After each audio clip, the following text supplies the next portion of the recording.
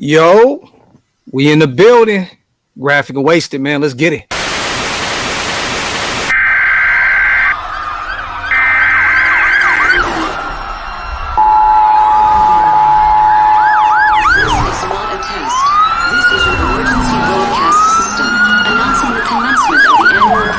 Sanctioned by the new founding fathers and America, a nation reborn. May God be with you all.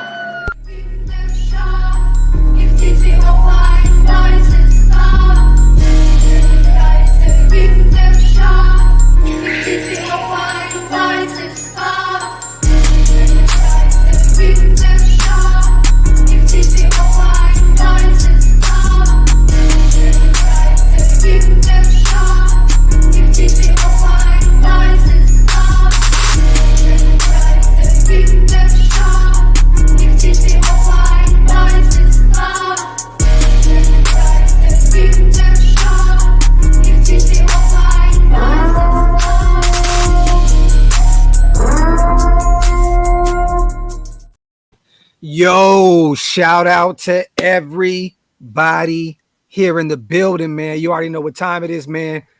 Two we'll talk about that. Two members of Shieldmore in the building. Yes, sir. And my brother Wasted Talent, man. What's good with you, bro? Man, hey, bro, I'm feeling great, bro. I just want to talk some Raider football. I've been working late all week. Just got off of work probably like an hour ago. Yeah. And, I'm ready to rock and roll, bro. It's been a lot going on in Kent, bro. So I've been dying to talk about this shit, bro. A lot to unpack, man. Also, I've been traveling, you guys, for the past 2 days.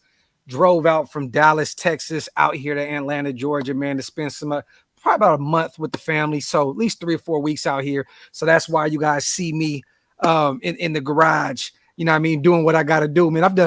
I've done a million shows in here, Wasted. Like this was like when I first started, when I used to come to the A, I would do shows out here all the time, man. So this is kind of like a nostalgic feeling. Shout out to anybody in the building that remembers this damn garage, because there's been many debates here with all the greats on YouTube right here in this room, man. So salute to everybody here in the building. We see Rube, Oklahoma Raider, my dude, Music in the building, AJ Lopez, Raider Lens, Ron C. Salute to everybody, man. Do us a favor real quick before we get to rocking, man. Wipe them feet, meaning hit them thumbs up. You already know what time it is, man. Pay your bar tab over there at Raider Nation Unlimited with our brother Wasted Talent. And you already know, man, hit that sub button to both channels, man. Oklahoma's Vegas Raiders Network and Wasted Talent. And once again, man, salute to you already know what time it is, man. Woodson Bourbon Whiskey, man. Our proud sponsor, man. Salute to the GOAT, Charles Woodson, Jay, Joe, and all those guys over there, man, rocking with us. Heavy.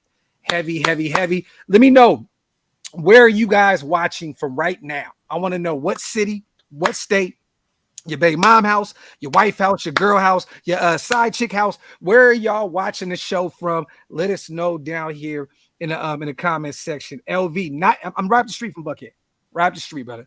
Right up the street. I'm kind of like in the Alpharetta area. So I'm kind of out the way, but I'm near Buckhead. Definitely near Buckhead. Let me see. We got Fresno, Tulsa, San Ho. Man, come on. We everywhere. We across the globe with it, man. Seattle. Okay, Laney said ATL, Georgia. Come on, man. This is what I always do, Laney. A-Town, look, West Coast up, A-Town down, man. Sacklanta, man. For those who do not know, this is my second home right here in Atlanta, Georgia. Let me see. Palmdale's in the building. Yes, Rick, we're going to talk about Divine Deablo. We are going to talk about that because I'm excited about that.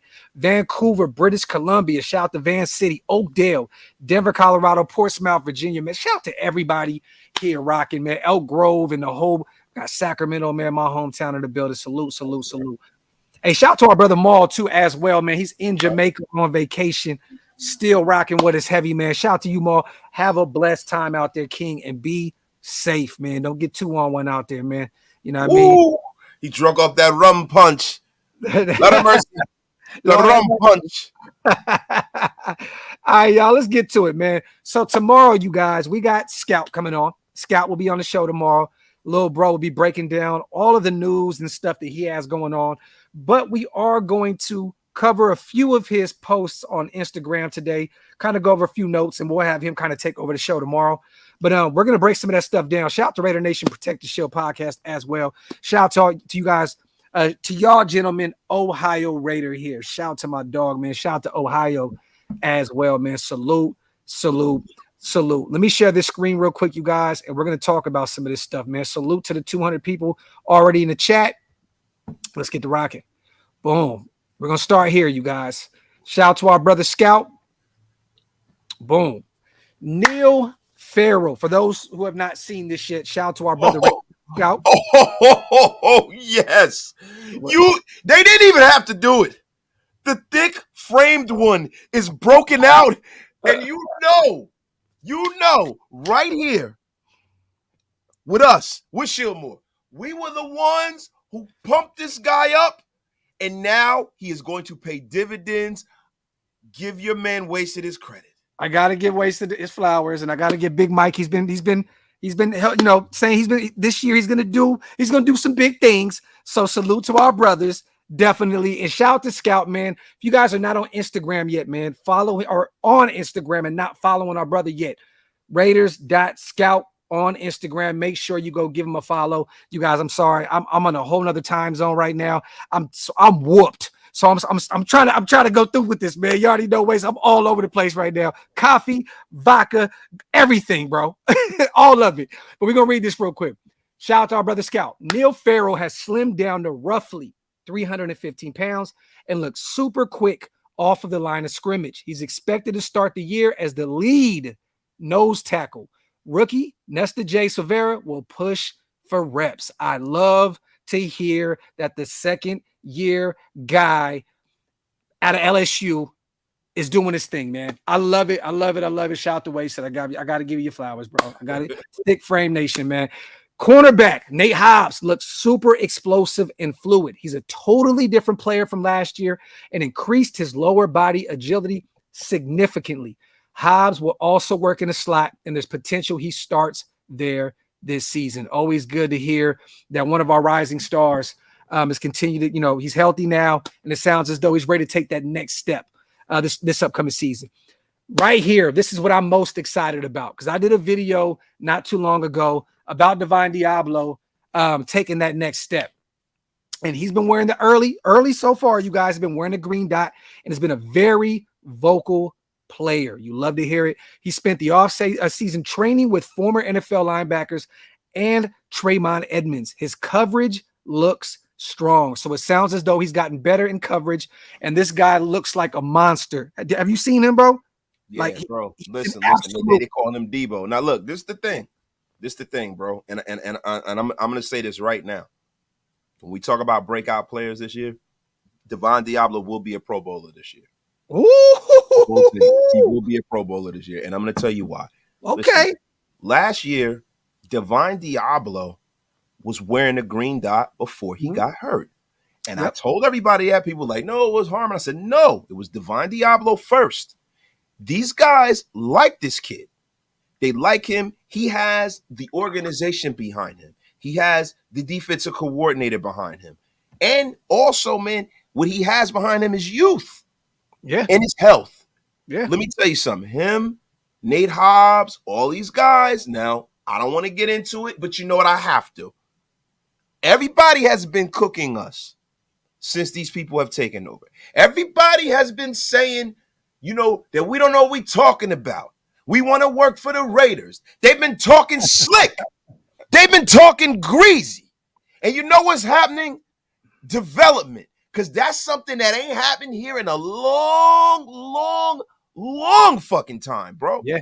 Yeah. It is a beautiful thing to see people developing. Yep. I love it. I love it. Real quick, man. Shout out to Alex. I love that question, brother. And shout out to John. He put it clear as day in the chat as well. Green dot is the player with the communication in his helmet from the coaches. So basically, they trust this guy at this point. Divine Deablo being able to call to take the communication and tell guys where we need to be. I love it. Divine Deablo. That means that he is a trustworthy player. And I've seen Josh McDaniels also in his presser say he's gotten better week in and week out ever since he's been here. So there is a lot of trust there that lies with our third year now linebacker Divine Deablo. And I love it. I love it because he's from a previous regime as well. So it's always good to see a player from the previous regime doing his thing. And these guys, it sounds as though they have really high hopes for him. And to be honest with you, Wasted, at first I was like, man, I think Big Bro might be tweaking a little bit. Like, was saying he might be a Pro Bowler. Hey, man, you might be on to something, brother. You might be onto something. Let me read the rest of these real quick, man. He's a quarterback. Real quick, Graphk. Do you think? Really quickly, bro. What it means being a green dot is he is essentially the quarterback of the defense. There's nobody on that defense that they put more trust in than him. So that should tell you everything you need to know about the maturation of Divine Deablo. Yep, this is facts. I mean, I'm excited, man. I've been waiting for this, bro. Hopefully he can stay healthy this season. If he stays healthy, this guy can definitely be a dog, man. Let's read the rest of these notes, you guys, before we get to the next steps. Guard, Dylan Parham, another second-year guy out of Memphis, added 12 pounds of muscle this offseason and spent most of the offseason training with Kolton Miller. I love it. That left side, they're building a camaraderie over there, a brotherhood. I love to see Dylan Parham and Kolton Miller together. Absolutely phenomenal to see those guys working with each other. And it sounds as though Dylan Parham ain't playing in year 2, man. Guard, Nate Moody is currently the starter at right guard. I've been saying this, but I also been saying this. But Clendon Curtis looking good as well. He's definitely going to be on his heels for that starting position. McClendon Curtis, the UDFA that we got out of Chattanooga this past draft. Keep an eye on him. But I definitely have Nate Moody starting at right guard, and it looks as though the Raiders have that have the same call right now as well. This is another guy we've been hearing great things about all off. Well, it's not been all off season, but OTAs at this point, minicamp. Cornerback Sam Webb, second-year guy, another UDFA, has been a notable standout with multiple pass breakups and an INT, covering Devontae Adams downfield on a post route. Love to see a UDFA especially get a pick off of Devontae Adams down the field on a post route. That is phenomenal. I'm hoping that he translates this upcoming season as well. Wide receivers Cam Sims, DeAndre Carter, and Trey Tucker have been running with the second team offense, and Sims has stood out with a huge presence, especially in the red zone. Yo, you've been batting it down. You shitting gold lately, bro. You were shitting gold lately. I hate to give you your credit because I listen, bro. I'm your biggest supporter and your number one hater. All right? I do not want to give you any credit on this. But goddamn it, if you did not say that, I said he wasn't gonna make the team. Yeah. So what do I know, right? And but it's early. But it's still early. And also, bro, I gotta give you your credit too on McClendon Curtis. If McClendon Curtis comes out here and make this team, I don't want to hear near another motherfucker say that they said that McClendon Curtis was gonna be that deal, because you were talking about him when we were doing mock drafts, everything. You know what he is, bro? Yo, he's your Javon Holland this year. That is your Javon Holland, brother. I love that. Shout out to Wasted, man, for giving his bro some flowers, man. Michael Mayer has made numerous catches outside his body and has not dropped a pass yet. Man, I love to hear it, man. Michael Mayer, rookie out of Notre Dame. It looks as though this guy, man, is already making noise, hasn't dropped a ball yet at OTAs. This guy is going to start for us, bro. I know we got Austin Hooper, a 2-time Pro Bowler. I feel as though Michael Mayer is going to be that guy. Look, that's a fact. We got him early. They traded up for him. High, bro. Yeah, not traded up for him. Yeah. Simple and plain. Trayvon Merrick, another good sign, you guys. And this is something that I believe that scouts said for a while now, was to move him to strong safety. Trayvon is working as strong safety and has made 2 interceptions already, including one where he ran across the field and jumped a route to tight end Austin Hooper. I love it. Whatever gets the job done. I'm hearing good things about Marcus Epps as well. I didn't hear anything. This was, I believe, yesterday when Scout posted this, or the day before. Yeah. I think it was yesterday. But there was reports that came out today that Marcus Epps looked really, really good as well. But I'm not against having Merrick start at the strong safety position and potentially having our rookie out of Georgia take over that free safety position, because they said he's tearing camp up. They said he's tearing camp up right now, man. Look, bro. Look, if everything goes to form, because you know how it is in camp, you get a lot of positivity coming out of camp, right? But normally with the Raiders, you have the reporters, they wait around the organization and they come there and they put seeds of doubt. Yeah. It's the first year in a long time that I've heard just nothing but positivity so far. Yeah. Yep. Exactly. Because usually by this time you hear, so-and-so ain't looking too good. And one thing that I like that Vinny said, and I'm going to bring up some of his tweets. Shout out to Vinny B. He basically said, like, they always say that everybody looks good pretty much, right? at OTAs, but they don't always say that they don't always say that people are standing out. And right now, that's what they're saying. They're saying that we have multiple players that are standing out. You know, everybody looks good in OTAs, but everybody doesn't stand out. And I love that tweet that came from Vinny B. Let me finish this up real quick, you guys. Love this as well. Rookie defensive tackle Byron Young has been working at first team defensive tackle along with Chris Smith as safety. Young looks explosive and even more powerful than the Raiders originally thought. That's one that I can say that we all had wrong, wasted, because when we took that pick in the third round, we were all a little kind of worried about what are we doing. Like, don't get me wrong, we love the position. You know, we loved, you know, going to get a defensive tackle in the third round, but we were still like, whoa, okay, Byron Young. Like we knew who he was, but we were kind of like, we still have to do our homework on him a little bit more. Well, we got to rewind the tape because I was happy about it because of the fact that he played a lot of defensive end. Yes. Right? Yes. And when they said they were going to move him inside, I was happy about it because to me, I'm like, this is our rush defensive tackle. It makes sense. He comes from the University of Alabama. I remember we had that talk, and not to pop my collar on y'all, but you know what I'm saying? I said he played in the SEC. He played at Alabama. He was a starter. He was a leader. I was happy about it. Yeah. I'm not going to lie. I think we were all happy about the positional value. You know what I mean? Going to get a defensive tackle right there. I think we were all kind of like, okay, you know, whoa, what were we doing right here with Byron Young? But at the end of the day, I'm cool with it. Shout out to our brother Raiders.scout for the notes. And you guys, he will be here tomorrow night as well. And we'll break this more down into detail with our brother. We're going to kind of just hand him the reins and let him go. Let me bring up some tweets as well. Let me stop sharing this real quick. Stop screen. Boom. I love what Vinny B tweeted right here too, you guys. For those who have not seen this or who's not on Twitter, Divine Deablo was tied for 8th most tackles in the NFL when he went down with a forearm injury last year. After bulking up and now having a better understanding of the Raiders' defensive scheme, he could be on the cusp of a big step forward. Salute to him. If you guys have not got a chance, go to reviewjournal.com.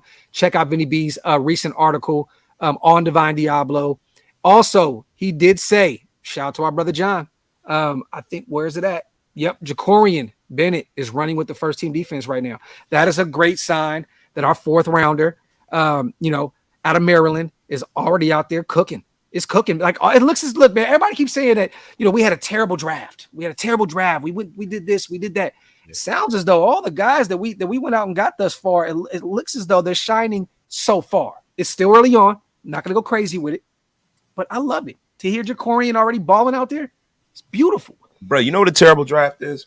A terrible draft is when only one of the guys that you draft are still on the team in 3 years, right? Yep. The terrible draft is, none of the guys playing. These guys are going to play. Yeah.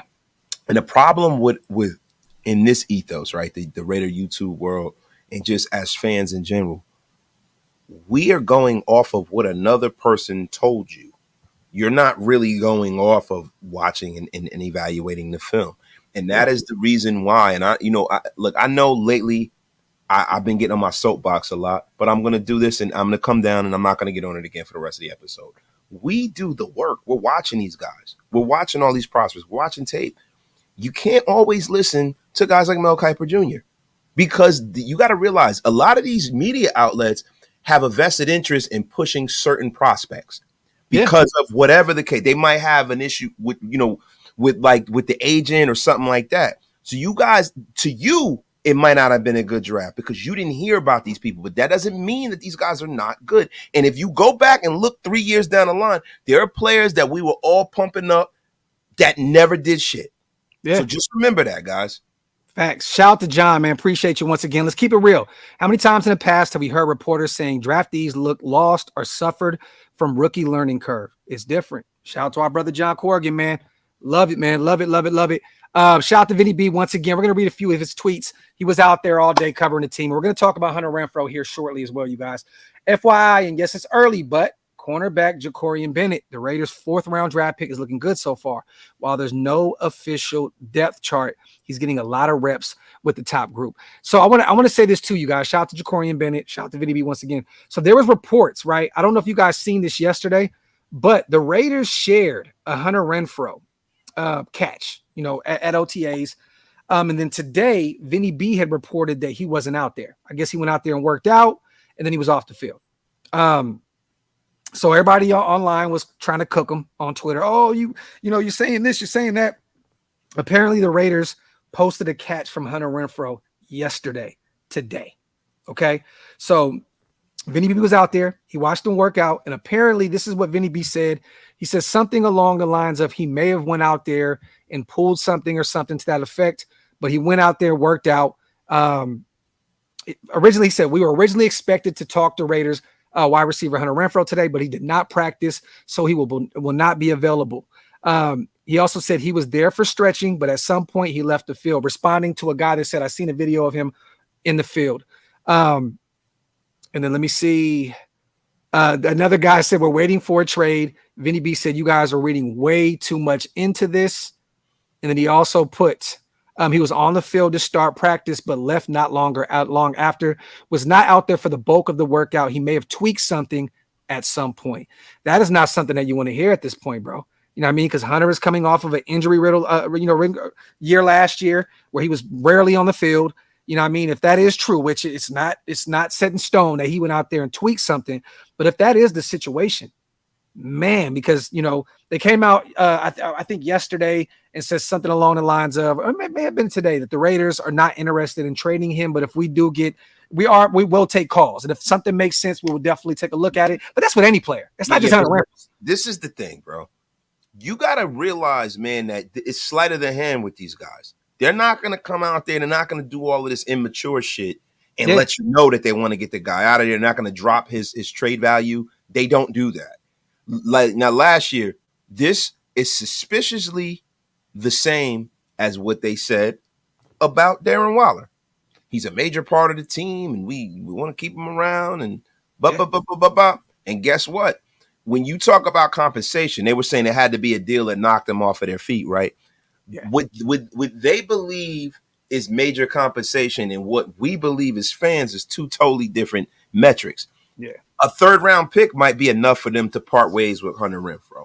A fourth might be enough because they might value the pick and getting rid of that contract and look at that as a big win for the Raiders, right? Now, do I think they're going to get rid of Renfrow? I don't know because I don't think there's a huge market for Hunter Renfrow out there. There isn't. But here's the take right here too, Waste that I haven't heard a lot of people talk about. Maybe they want to see what they have with Trey Tucker first. Maybe they want to see what DeAndre Carter looks like in this system. They still want to see what Cam Sims. The pads haven't even came on yet. I think it would be irresponsible to get rid of Hunter Renfrow right now, not even knowing what you have with all those other receivers. You know what you have with Myers. Myers is going to come out there and be a dog for us. Yes, you know what you have in Devontae, the best wide receiver in the league. But if you just allow Hunter Renfrow to go for nothing, right? Or you swap him for a defensive player. I think we're going to give this a little bit more time. You got to see what Trey Tucker looks like. Is he just going to be a special teams guy? Is he going to be a gimmick guy? Or is DeAndre Carter going to be the guy on the inside and then you just push Meyer out? We don't know yet. I think they're going to be a little more patient with Hunter Renfrow at this point, just to see, because they want to see what we have with all these other guys that we brought in the offseason.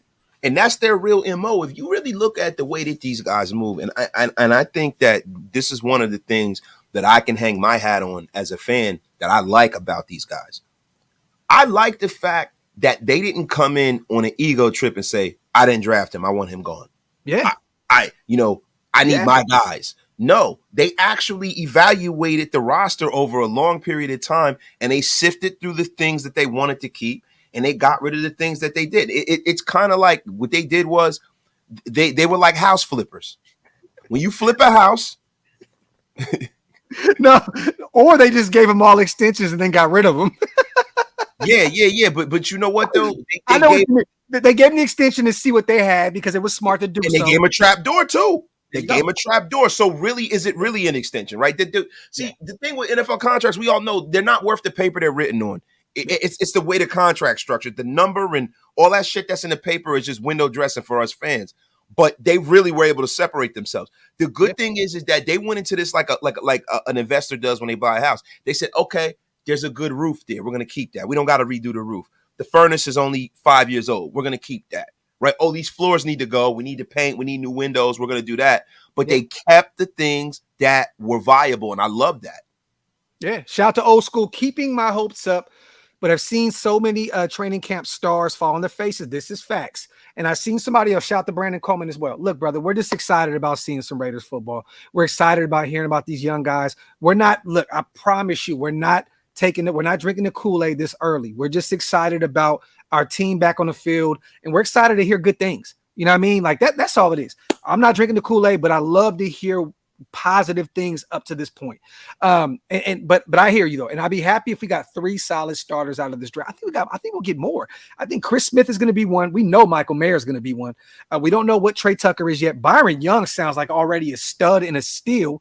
Tyree Wilson's going to be one. Tyree is going to be that dude. Like, bro, we may have 5 to 7 of them motherfuckers in this draft. Let's just keep it a buck. Bro, this is shaping up to be the 2014 draft. Yeah. Even because better. We essentially had 2 first-round picks without having to pay them like first-rounders. Michael Mayer is a first-round pick. He was a top 20 player, right? And he dropped down for whatever reason. And Tyree Wilson was a top 7 pick. So we have 2 first-rounders right there. So you can take those 2 guys, cross them off. That's two guys that are going to play and start right there. Yep. And then if only one of these guys are any good, you had a terrific fucking draft. Yeah. Exactly. And real quick too, you guys, a quick update on Josh Jacobs. Shout out to Hondo. He put up an article, man, that it basically said the current expectation around the NFL was that running back Josh Jacobs will play for the Raiders this season. Neither party is frustrated at extension talks, which I don't believe in that because Josh has put it out there numerous times and kind of flirted with the internet. Shout out to Josh. He actually posted me and Cody's article the other day on Instagram. With us talking to Charles Woodson and Wood saying, we got to take care of him. We got to bring Josh back. So shout out to Josh Jacobs for that. But he basically said they're not frustrated at extension talks and they both want to get something done pretty quickly.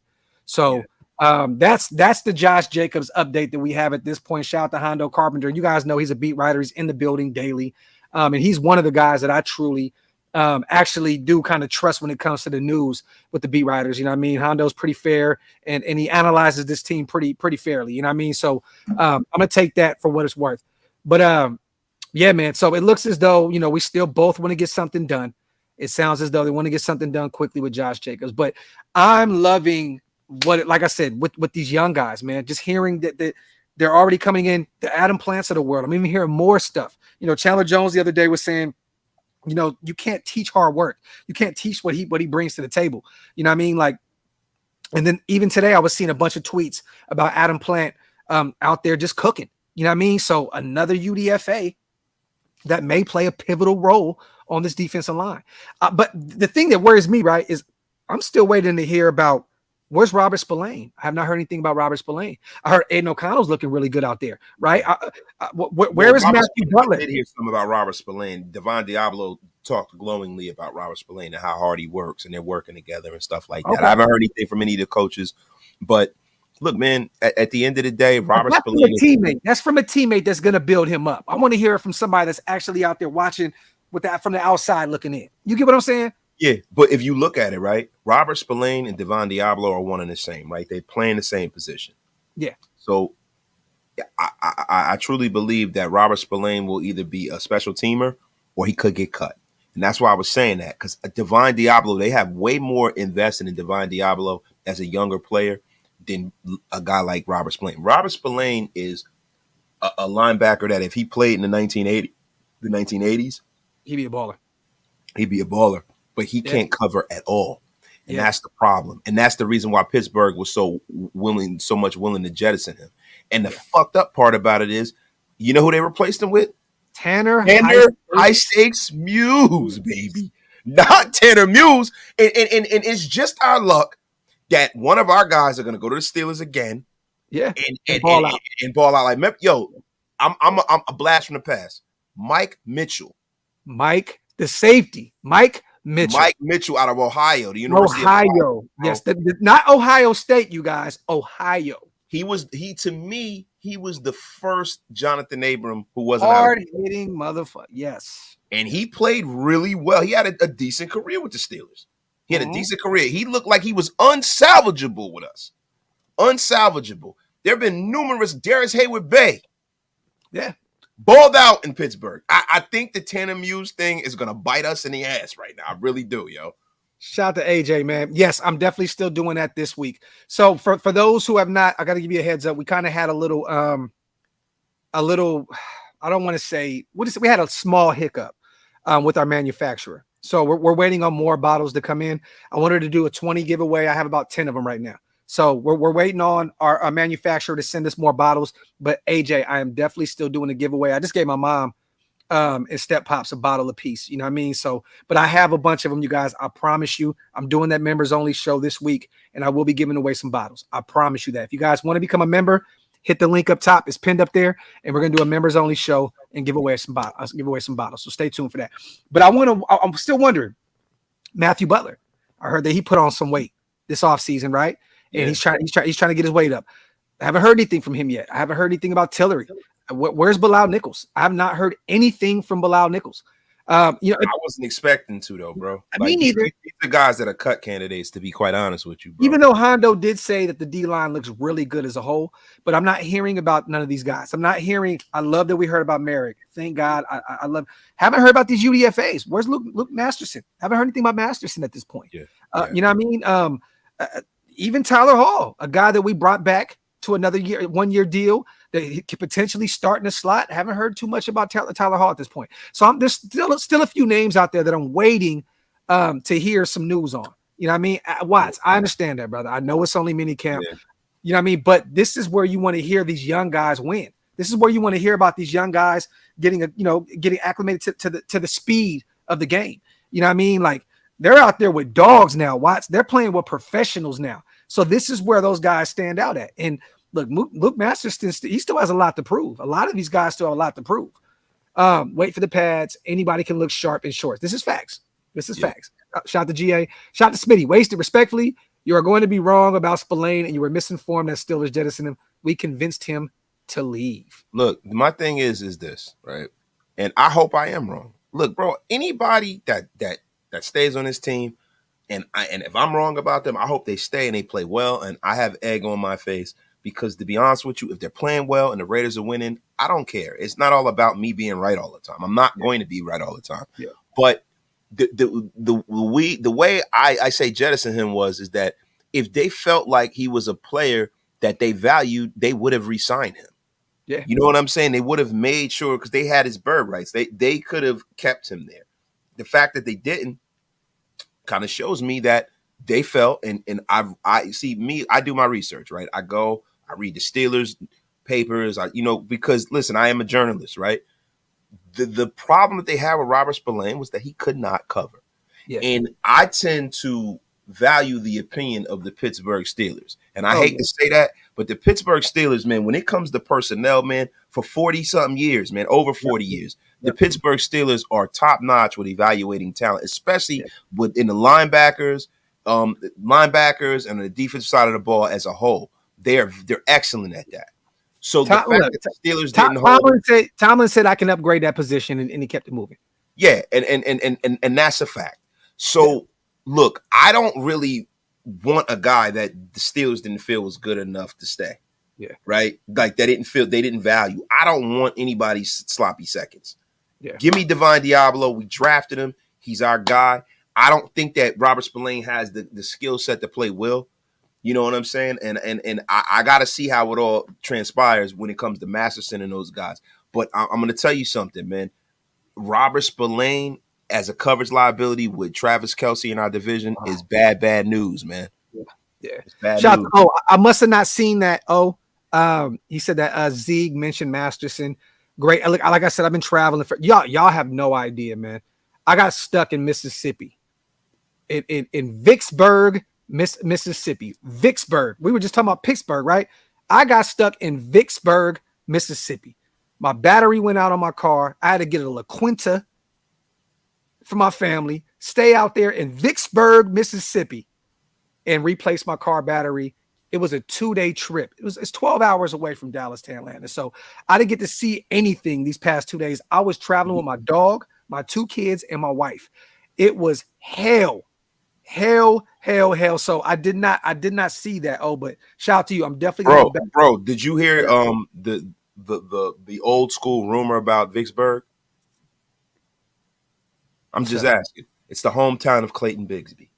It looked like it. It's terrible. Hey, yo, it really quickly, J. Ray, why I'm always acting like I know everything? Because I fucking do. Next. Hey, that is the best way to say some shit like that. Shout out to Brandon Coleman. Is it legit that yes, it sounds as though Palomar put 20 pounds of muscle on Brandon, and he's ready for a bigger role. He's ready to carve out a bigger role this season. Yes, definitely. I'm excited to see what the UDFA out of USC looks like this year as well. Salute to everybody. Shout out to Rose. She said, I got stuck at the Hawaii airport. It's a great place to get stuck. Great place. Hey, it wasn't Vicksburg. I'll tell you that, Ro. Look, I was spooked. This dude came to tow our car to O'Reilly's to put a new battery in. I couldn't understand what the motherfucker was saying. I was spooked. I was like, yo, this shit is wild. He said, bullshit. I still love you, though. Shout out to J. Ray. Shout out to J. Ray. Shout out to Gio, man. Tunes in the show. Ask why they know about the content they create on content. Shout out to Gio, man. Shout out to Watson. This is another guy that I have. Well, two guys that I really haven't heard nothing about, but it's still early. Drake Thomas, UDFA. Amari Burney, 6th rounder out of Florida. Then he said, Butler and Master take a step up. We should be good. We need all the linebackers to make this team. Yeah. That is facts, Watts.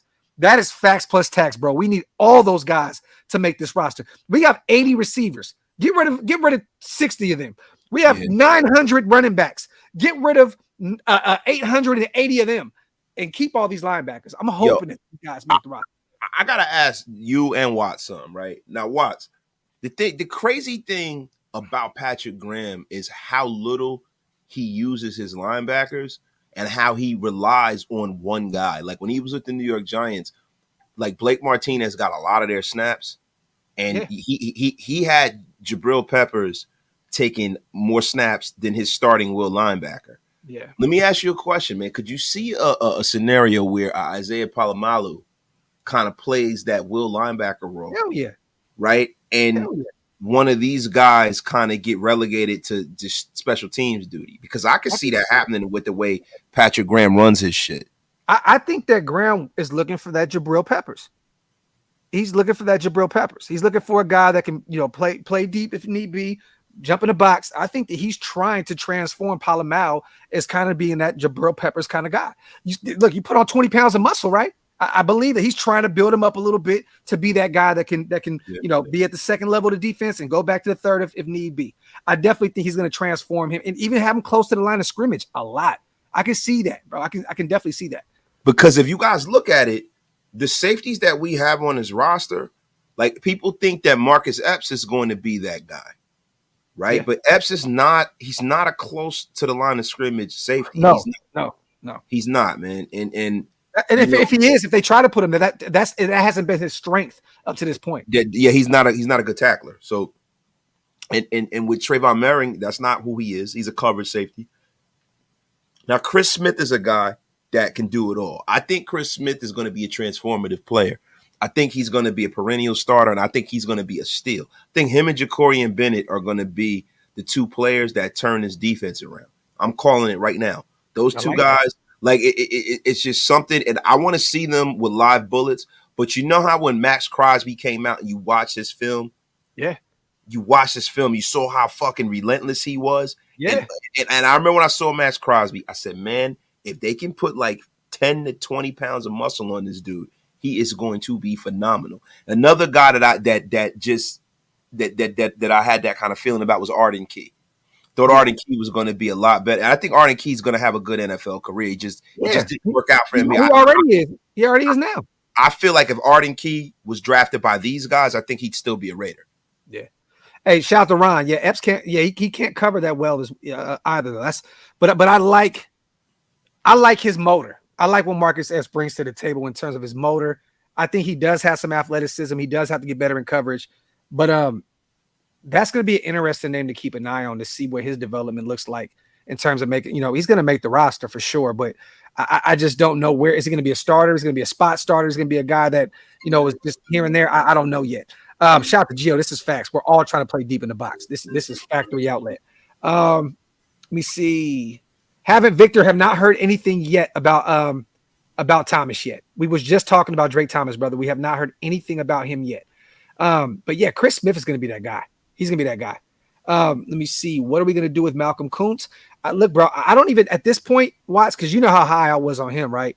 A few years back when we drafted him, I was high on Malcolm Kuntz. I don't even know if this guy makes the roster, man. I don't know if he does. We're so deep on the defensive line now.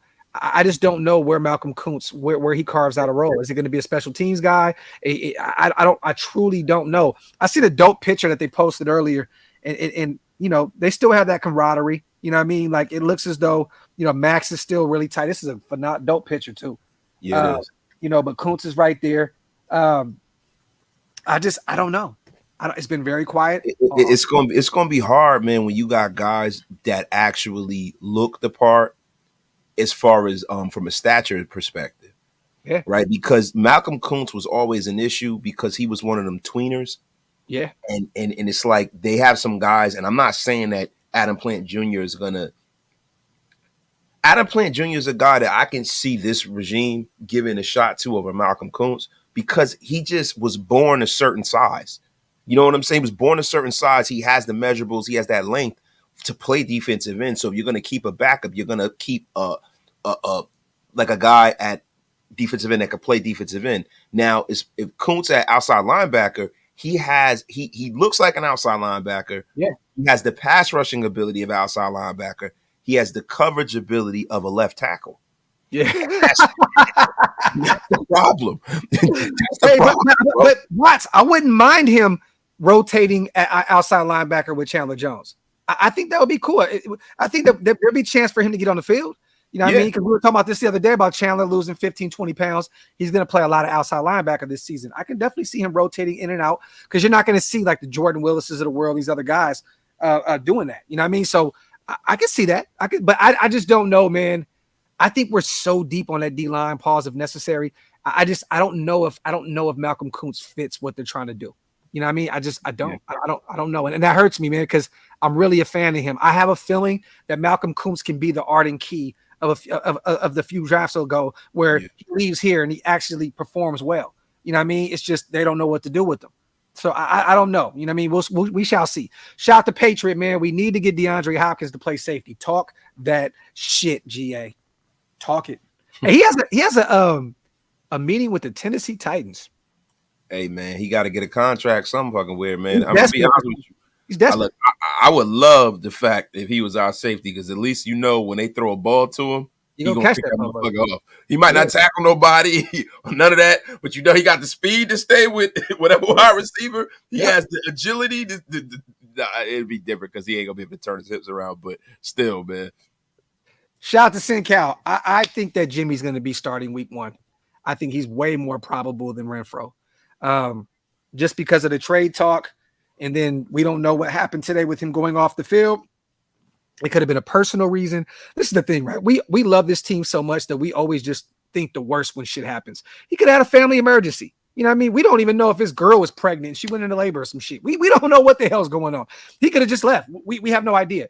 But if he did tweak something, then it sounds as though if that did happen, right? God forbid, it sounds as though he's repeating what happened last year. And at that point, I know we all know Jimmy G's ankle injury. We know the durability issues, but they sound very, very, very confident that he's going to be ready for week 1 in training camp. And he looked pretty good, man, in that silver and black the other day, man. You see him in the jersey, he had his cleats on. Ankle look all right to me, man. I mean, he's not ready to go yet, but he looked good. He looked good to me. Look, if I could say one thing, because I'm always praising these guys because there's so much negativity around this regime. So I tend to come to the defense of them because I feel like we got to give them a chance, right? Some people say no, everyone hates them, and I think that's a load of bullshit, right? If you don't give them a chance at all, that means you don't know football, and you shouldn't be in front of people talking about football. It's my personal opinion, but I agree.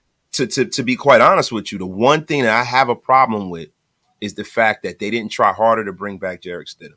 Because they don't have on this roster a guy that you know can start an NFL game. We don't know whether Aiden O'Connell could start. We don't know whether Chase Garbage could start. If Brian Hoyer's starting for you, you are in fucking hell if he's starting for you. I think they should have had another guy in camp that you know if Jimmy goes down can at least put a coherent game plan together. Yeah. And they didn't do that. I think the thing is real quick. I want to pull something up because it's funny. I just seen that comment and I want to hold on real fast, you guys. People, boom. Damn, I think bro just deleted this shit. Which one? Hold on. Salute everybody in the building, man. Wipe them feet, y'all. Hit them thumbs up if you're not. My bad, man. My bad, Graphk. No. You good, bro. You good. No, I don't like cutting you off, bro. I don't like cutting anybody off. I cut you off all day, bro. So yeah, but not when you paying bills right now, bro. It is what it is. Wipe them feet, y'all. Hit them thumbs up. You see, I cut off wasted while he cut me off. Salute to everybody in the building, man. Wipe them feet. Hit them all right, like I was saying, right? So if you're not subscribed to both the channels, you guys, what are you waiting for? Hit the subscribe button. It's free, man. Let's run them numbers up. Shout out to John. Our least position of depth to me is linebacker. I think that's clear as day. It's linebacker because none of these guys are proven yet. We have no idea what's going on at the position yet. It sounds as though Divine Deablo is looking really good, but I'm going linebacker, clear cut, 100% the linebacker position. Shout out to Classic Man Q. We should talk to Julio Jones about playing safety. Dude can hit and catch. Oh, and y'all, now that's what I wanted to talk about. Shout out to Q, right? And shout out to Ridgeback as well. Hopkins will be all pro in victory formation. So this is what's funny. I was trying to find his page. I think that he literally just deleted his Twitter. So Zion, right? He got a porn star pregnant, and he has another side chick that's another porn star.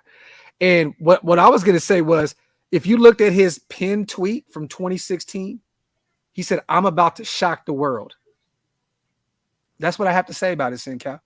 He knew the future before it happened, because now one porn star is pregnant, the other one's saying she's late. So shocking the world. Me personally, to see that he's healthy enough to get two chicks pregnant and never on the basketball court, he's shocking the world. Bro, I'm gonna tell you what's shocking to me. It's shocking to me that he has a clean bill of health. And he doesn't have a penis that looks like a paint by numbers with herpes, because he's banging porn stars raw. What the fuck is wrong with this guy, bro? Smooth sushi. Bro, you can't make it on the court, but you out here going sushi on everything moving. That's crazy. Yo, man, look, man, you know, they said he was the next LeBron, though. So much for that. There's so much for that. Well, you know what? I mean, Marcus. Brian got like 3 or 4 kids. I think Zion's trying to catch up to him. David, man, look, if you say Graham gets fired halfway through the season, that means that our defense is ass. So I'm hoping that you are wrong, brother. I'm hoping you are wrong. Shout out to your profile picture, though, Woodson Whiskey. That is one of the original bottles right there, too. I love it, man. Shout out to you, David V. Shout out to our brother Rube. Do you think it's harder to keep players like Bolton and Teamer with the special teams rules changing? Rather see younger players develop? Bro, that's a great, phenomenal. The great Ruben Rust. Rube knows the game. I love that, and I definitely think it is. Like, at this point, think about it. Do you want to keep a Curtis Bolton or a Roderick Teamer? You know, and they can both play, you know, if need be, which if you see both of those guys out there starting, it's going to be a rough season for us anyway. But no, I do believe it's hard to keep those guys around with these crazy rules on the special team. What do you think, Wade? I agree. I think it's terrible. Look, man, I told you the other day, man, they took the foot out of football. Yep. They are messing this game up, man. And you know, you can't keep them guys now. You can't even there's no reason to at this point. There's no reason, man. And, you know, and it's sad, man, because there are a lot of guys who are going to be out of the league who probably should be in the league if the game was played a certain way, man. It gets to a point where, like, the quality of the game has to take precedent over this supposed player safety, because if the game was that unsafe, these guys wouldn't put their bodies on the line. They wouldn't play as they were little kids. They know what they're getting into at a certain point, man. I think now that they've made the equipment better, they got certain rules with targeting and stuff out, just leave the game alone. Yeah. Like, the game is fine at this point. I agree, IE. You know why it's going to be a long season? Because it's 18 weeks now. I agree. We're going to win a whole lot of ball games. It is what it is. Let me see. Who's going to have a better season this year, Docs, Waller or Mayer? I think Mayer. I think because he's going to see the field more. and let's just keep it real. Like Daniel Jones is cool, but I mean, this is a guy that is going to use his feet a lot. And I don't really. Is Darren Waller going to be out there? If Darren Waller's out there, let's just be for real. You know, if you look at Daniel Jones throws the ball to his tight ends. He tries. No, he does. And Daniel Jones has been kind of. It's criminal how many passes his wide receivers drop. It's criminal, bro. And I'm gonna be honest with you, man. When it comes to Michael Mayer, and this is the key, bro.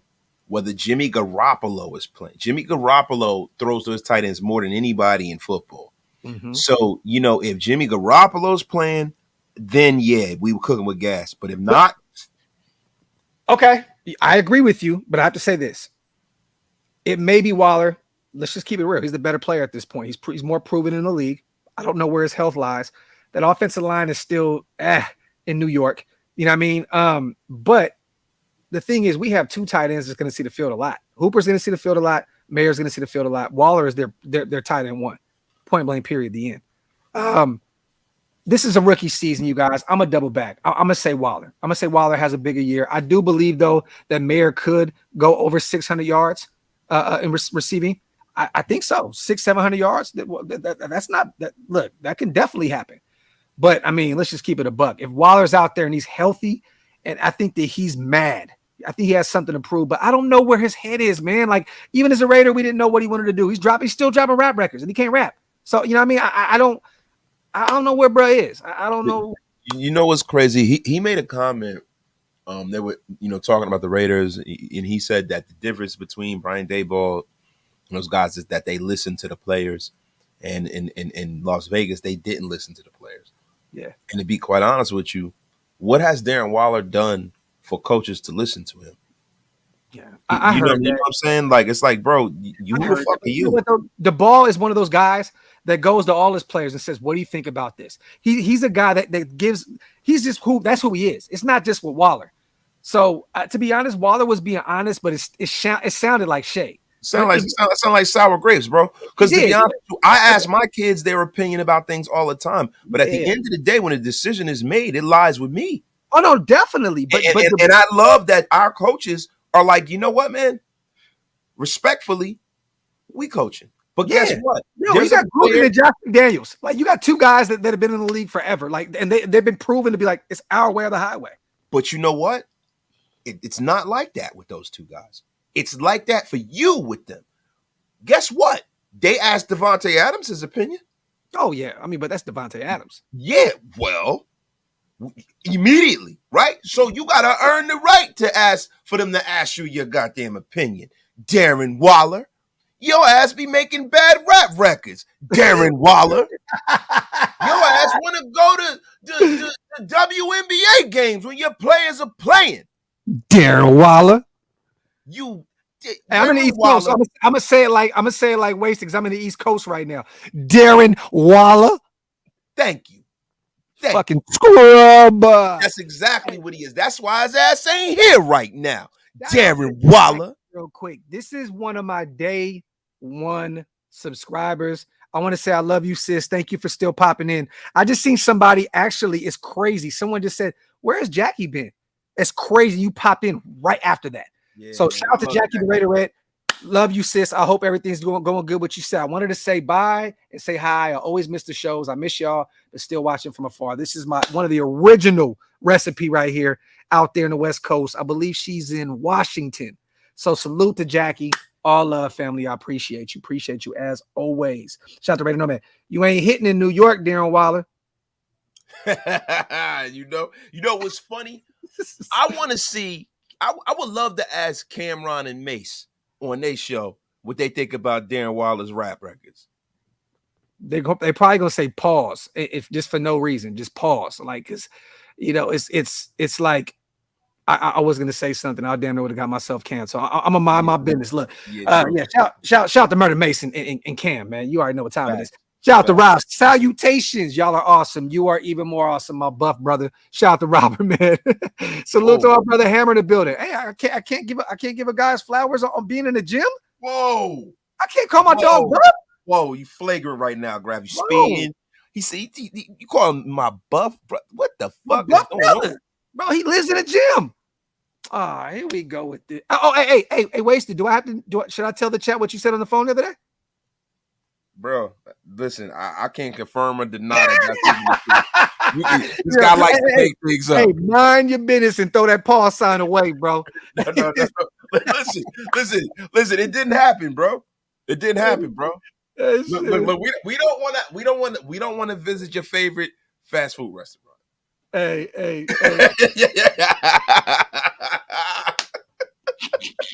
He's stupid. Shout out to Tyson, man. This is why I love y'all. Y'all funny and true. Salute to our brother, man. Hey, yo, you still got a little bit of time?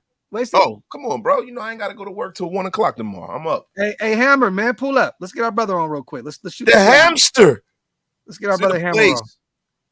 It's 11 o'clock at night. Let me see. Yeah, but I'm in Atlanta now too. So shit, I'm on the same time as y'all. I don't want to hear shit. Oh, he said 5 guys. Yo, if y'all heard, hey, all I'm gonna say is this, you guys. It was so bad that Wasted said, "I'm happy that this conversation wasn't being recorded." Am I lying or am I flying, bro? Remember, I don't know what the fuck you talking about, bro. Yeah, all right, bro. I don't know what you talking about. This motherfucker Hammer said I'm falling asleep. You listen, man, it's cappuccino. Young motherfucker. Let me see. Well, I was trying to stay healthy. When he faced the Raiders in November 5th, he will play his best game just to prove his point. And I can see that. Yeah, I can see it. But I don't even think it's just against the Raiders. The thing is, I don't really think that Waller wants to play football like that, bro. He just does not look excited about the game at all. At all. Nah, he one of them guys who got blessed with an embarrassment of riches, bro, from the good Lord. And he doesn't, I don't think, because if you look at the way he ran his life before all of this stuff, he was a guy who just rolls out of bed and he's an NFL player. He didn't really, I'm not saying he don't work hard, but the guy doesn't really seem like he gives a shit. And we don't know him personally, man. We don't know him personally. And maybe this is an unfair assessment, right? But when you got a guy that's had some of the issues he's had, it's almost like he has a fear of flying. Like the guy rolls out of bed, top 5 tight end in the National Football League without doing a whole shitload of work. And that's the crazy part about it, bro. Like you would think you could see a player that's intrinsically motivated. You could see that, bro. There's something about Waller that's missing, bro. And I've always felt that. Okay, Tessa, Wasted to the good ass bro. Definitely got his shower quota in today. Shout out to Man City, man. I just want to give my brothers a shout out or two. I left a comment on both of you guys' pages, and although I don't make it to all the lives, I always watch the replays. My guys, my 6-month baby keeps me busy. I already know Van City. Yeah, bro, we've been there, done that, brother. Yo, and I want to say this, man. I've seen people in here literally bounce back and forth, especially John. It's crazy. I was literally about to say this. Shout out to John. This is why we have the greatest. We have the greatest like subscribers in the world. We have the greatest fan. Like you guys are phenomenal. John will bounce back and forth from each channel, leave a super, support both of us. Like that's love, man. Like for you guys to bounce back and forth from our channels and say, "Oh, yo, hey, shout out to Wasted, yo, sure." That means a lot, man. That means that you guys really appreciate the work that we're putting it in, and I just want you guys to know we appreciate everything that you guys do for these channels as well. Because without y'all, man, I promise you, there really ain't no us. We can't do this shit without you guys, man. So salute. Waller just posted about his new son. He adopted a cat named Spyro, and he's rolling in the floor with him. Yeah, his mind is football. He's a cat guy. Not for you, for Darren Waller. Pause. Rolling around on the floor like a little bitch. Can't roll around on the floor like a little bitch. But he's rolling around with some pussy. True. That is true. That is true. So pause, eject. Pause, take it back. There you go. Shout out to Robert. Hit up Disneyland with the wife. Saw a food spot called Award-Winning Wieners. I stopped and screamed pause. Bro, listen. I saw that spot when we were out there, and I refused to even acknowledge that place. Uh It was oh. terrible. Y'all, hold on real quick, y'all. Yo. Yo. I know that's fucking Stu. Yo, what up, Stu? Hey. He got "Welcome to Atlanta" playing in the background. Hey, pull up on me and waste it. We're live. Yeah, facts. It was Stu. Where you at, bro? I'm sending you right now. All right. Oh shit, this shit about to go crazy. Oh man. Shit, man. I don't got no more fucking coffee. God damn it. Hey man, let me tell you something, man. This junk, man. This whole regime right now, bro, is a vibe. We talk about things. Yo, it's a vibe, bro. It's a good vibe, man. Because you know the difference between now, what I see, and this is just me, right? What I see on this roster is that we had some very top heavy rosters over the last few years. I knew you was pulling up, bro. I knew it. I'm going to sleep. I'm going to sleep. Sassafras. Get the fuck out of here. You ain't going to sleep. Hey, real quick before we get into the buffoonery, shout out to Jackie. Been through a lot, lost both my grandmas 3 months apart. Since totaled my car, just doing a lot of healing process right now. Thanks for the love. Shout out to Jackie. Oh man, love you, family. Love you, Jackie. You already know what time it is. Shout out to you as always. And if you need to talk, you already know. DM me. That's my sis right there, Jackie. You know, hit me on IG and we'll definitely chop it up. That's my fam right there, man. Day one. Thanks, man. Day one, man, for real. Let me see. Stu, check your IG. Oh shit, Johnson. Yo, Hug. Don't even do it. Don't do it. Hey, yo. Hey, shout out to John. Shout out to John, bro. Look. Shit, bro. Yo, that's crazy. Yo, the pause is back on. Fuck that, yo. That was sus right there, bro. He's a cat guy. Oh my God. He's a cat guy. Shout out to our little brother Hammer in the building. What's good, bro? What's good, Joe? What's good? You all right?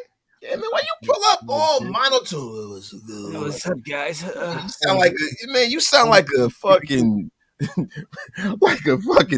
Bronx pervert and shit, man. Come on, man, bring some energy, bro. He sounds like a Bronx pervert. Yo. Hey, somebody farted. Shout out to GA, man. It's demon time, bro. Shout out to my dog. Shout out to Paul. He said, Doc, you better be ready when I come into Dallas. Why the fuck does he? Oh, so you guys, shout out to everybody here in the building. My bad, Hammer. Real quick. Understand this. There's a reason. I don't want anybody to kill our brother. There's a reason why he has this on in the background. So stay tuned. I want you guys to realize he is a Raider at heart. Here we go. Shout out to our brother Stu. Stu. Two reasons. One, because you're in Atlanta.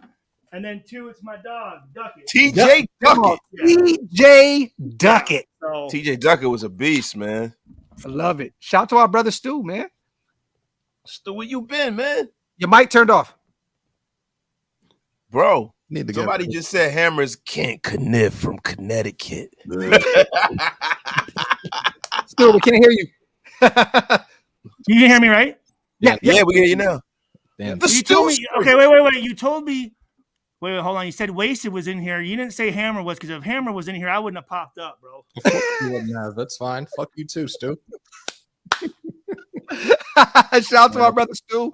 I know he's been having some family and doing this thing, man. So he's been out the way a little bit. Bro, the dog, our dog Bo last week, for whatever reason, got stuck on the wrong side of the fence and he couldn't get in shade, and he overheated. His core temperature was like 109 when we took him to the vet. So he was in there for like 5 days. He just got out. He's doing good, but yeah. So that we were dealing with that. It was.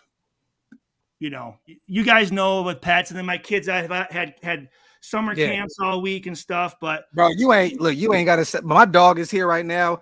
My kids, I just put. Hey, how much you think that shit cost? How much you think that shit cost? Hammer knows, because Hammer was just in the group chat saying how much. $1,600. No, actually, I was wrong. Mine was actually $1,200.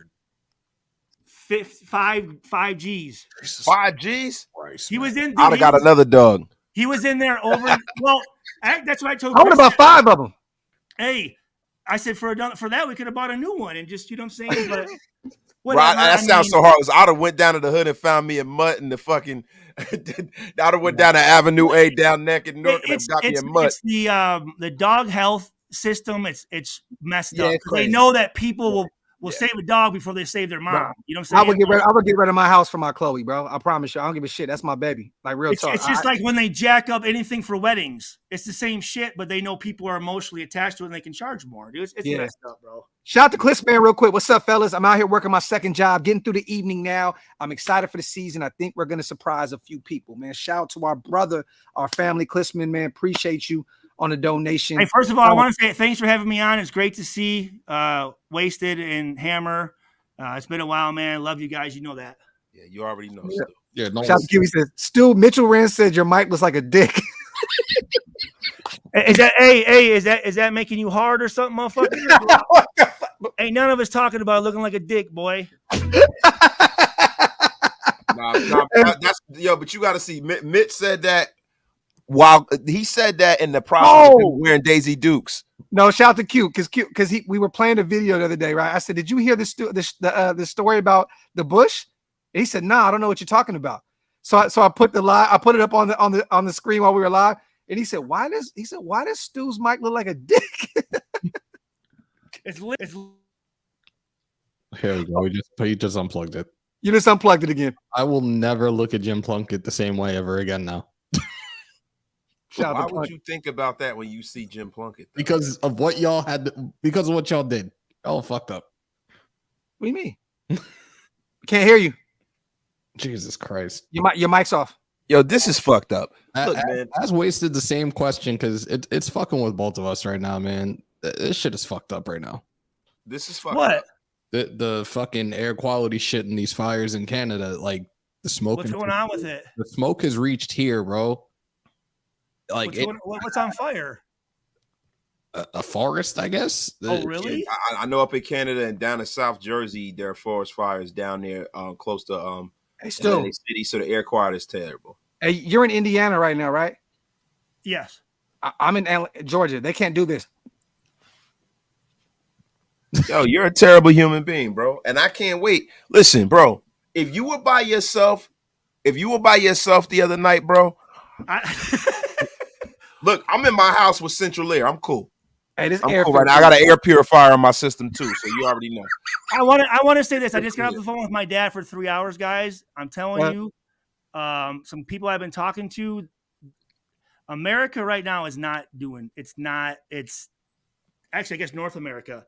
There's a lot of crazy shit going on, guys, for real. Like I don't with the whole disclosure of UFOs and then shooting down them balloons. And that's some wild ass shit. That train that tipped over in Ohio that spilled all the chemicals that no one talked about. Now these fires, and I just heard this. Get this, down in where is it? Dallas? Or no. Get the mute button. Get the mute button. No, it's nothing bad. There you go. Where was it? It's somewhere in America. In Atlanta? No, shit. Somewhere in America, Miley Cyrus still twerking. 50 kids went missing. Gone. Oh, no. Yeah, I see. In Cleveland. Yes, there it is. Yes. Cleveland. Yeah, bro. Gone. Just mysteriously just gone. And there's no Amber Alerts or no missing. Like no. They did the same thing in Washington, D.C. 2 or 3 years ago. What was it? It was there's a bunch of young black girls in D.C. They were going missing, and same thing in Washington D.C. Like now, they didn't say. I know they. I don't know what they said. What the sex was of them, but to me, it sounded like it was as boys this time. Yeah. There's a lot of sick shit going on, and I don't. You know, it's a Radar podcast. Oh no, yeah. So you know what I'm saying. He said, thanks for sharing, Stu. We're all depressed now. Well, yeah. Look, we don't want to go too off the rails right here. No, you want to go off the rails like that? Go over the Men of Order. We write stuff like that all the time. Bro. No, you know what? Fuck that. We're gonna do a Graphk and Stu show tomorrow, and I want my brother to talk that shit. Let's get camping tomorrow. I got a lot of facts. I got a lot of stuff people need to. Yeah, I do too. I do too. We gotta let the people know. We gotta let the public know. Shout out to Stu for all the depressing news. Hey, it's real. Yo, Stu has an Atlanta jersey on, you guys, because I'm in Atlanta. Okay? Yes. Look, And I'm I don't gonna give be a honest. shit. Hey, Y'all want to get into this? This is a close friend of mine. Okay, so I can rep any jersey I want. Oh, Y'all want to get into this? He's the only guy. He's the only guy on the screen that's laid down blood, sweat, and tears. Well, we have a lot of Now tears. I ain't gonna wear this ever like during the season or especially if we're playing somebody. But you gotta like some other teams. Anyway, sorry, Wasted. You wanted to say something? No, I'm saying, yo, if y'all want to get into what's going on, we can talk because Wasted got the facts. Y'all understand. You know something. And there's a guy I want to introduce you guys to, a friend of mine from high school who was a sniper in the Marines. Oh shit! And I think I told you, Docs, a little bit about some of the stuff he was saying, and we're like, we got to get him on the show. But he's a great sports guy. But he was telling me some stuff like a lot of what you people think and know. Don't listen to the media, bro, for real.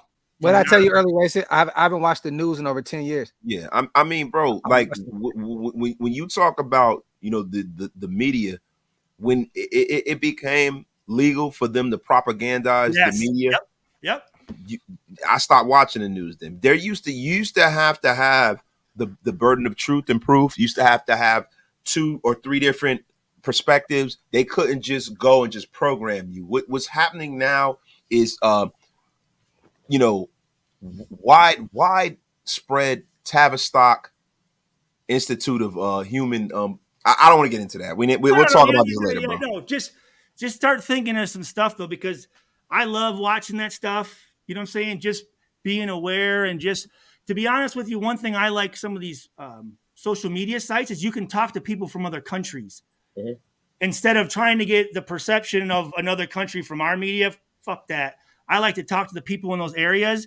And you'd be so surprised at the false media when they talk about Russia and this, like it's a lot of it is lies and propaganda. But I know that by talking to people from those areas. So, you know what I'm saying? So get out of your comfort zone and talk to some people, or even talk to some people in crime areas, just to have an opinion on how things are going in those areas. So you can have a better, knowledge of everything, right? The media and the news will leave out a lot of detailed information on shit too. Like there was an incident within like the last day or so where a woman was shot and killed in Ocala. A woman of, what did she have, 4 kids? I think I heard this one. A woman fucking shot another woman, shot her through the door, and they wouldn't give the information on the news about who this suspect was. Yes. No. People, Oh yeah. She went to address the lady about her children. Yeah. So the lady threw something at her kids. She went across the street, and the lady shot her through the door and killed her. So it's a lot going on, man. You know what? The neighborhood outed that person's name and all her information. So congratulations, you played yourself, you stupid bitch. Yeah, but you see, Docs took the couch and turned it into a transformer. You over here having first. Yeah, that shit is tough. He's like, I'm Optimus Prime. Nah, but Darth Maul. Or no. My laptop was dying, so I had to. This is a gamer. It's a gamer. Those are cool as shit. Autobots, I had to charge this shit. This shit was gonna die. Autobots roll out.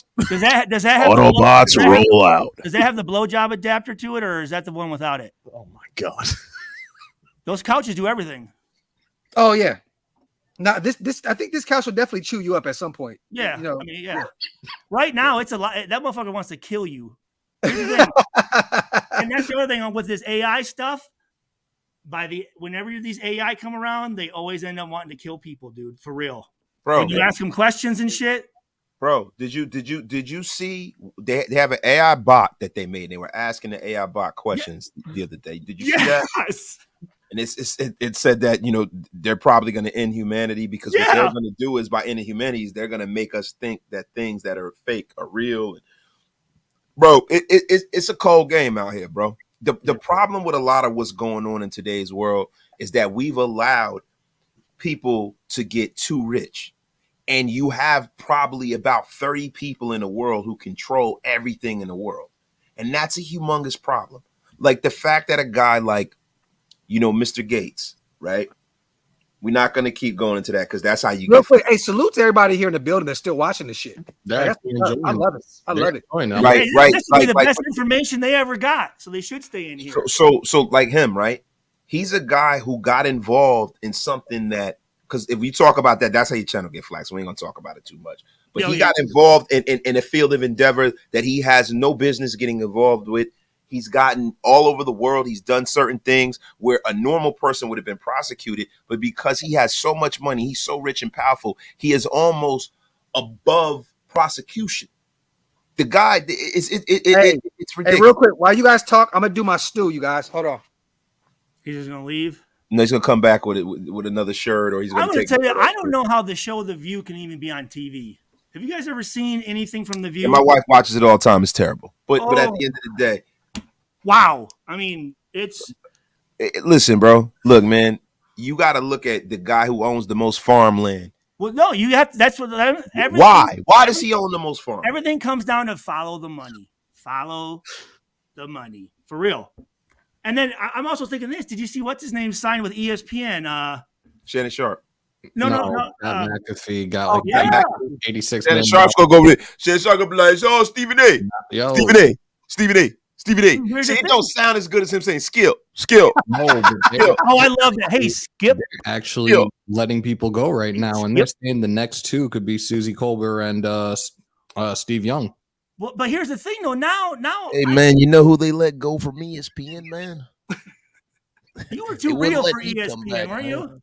Hey man, I was the man over at ESPN. I got paid more than Stephen A. Smith, man. Stephen A. Man. Who's tougher, you or Steven? Oh, me by far, man. I'll bite him in his fucking ankle. You ever see that guy fight before, man? Isn't he tall though? He's taller though, isn't he? Yeah, but he's a baby back bitch. I got a video of that guy fighting and hitting the pads. Hey, Stu, man, that guy's never had a fight in his life, man. I think I saw that. Hey, real quick, you guys. Hey, so Stu, are you free for a coffee and convo tomorrow? What do you have going on tomorrow? No, yeah, I am. But you said you were gonna be. What are you doing? You said you're gonna be me. What's me? You said just walking around and shit. Oh, okay, yeah. Gotta get my steps. Yeah, you know what I mean. No, I said that because yes. So I want to do the Aiden O'Connell talk. I want to talk about him tomorrow because a lot of people say, hey, we want to see what Stu feels about Aiden O'Connell. So absolutely, we'll do a show tomorrow, you guys, and we'll break down Stu's. What time are you thinking? We're both on the same time now, so whatever, bro. Oh. Whenever you're free. No, you tell me. We could do early, 10, 11 o'clock. Yeah, I prefer that. Yeah, I mean, I can. Yeah. Okay, let's do that. Yep. We'll do it. Yo, did y'all see the AI where they were switching the voice for the songs Ridgeback was talking about? That junk is hilarious, bro. The guy just ruined it. You ever see that? Nah. Like they had Frank Sinatra singing. Oh yeah, yes. Through the windows, through the walls. Dude, I put That's the that thing. earlier. Down my balls. Hold on, you guys. Hey, You Hammer. might not even. Dude, we could be on here right now, and it might not even be us, bro. The way that they can make the AI can make songs in the person's voice, and it sounds just like them. And now, hey, real quick, y'all, listen to this shit. Listen to this shit. We're listening.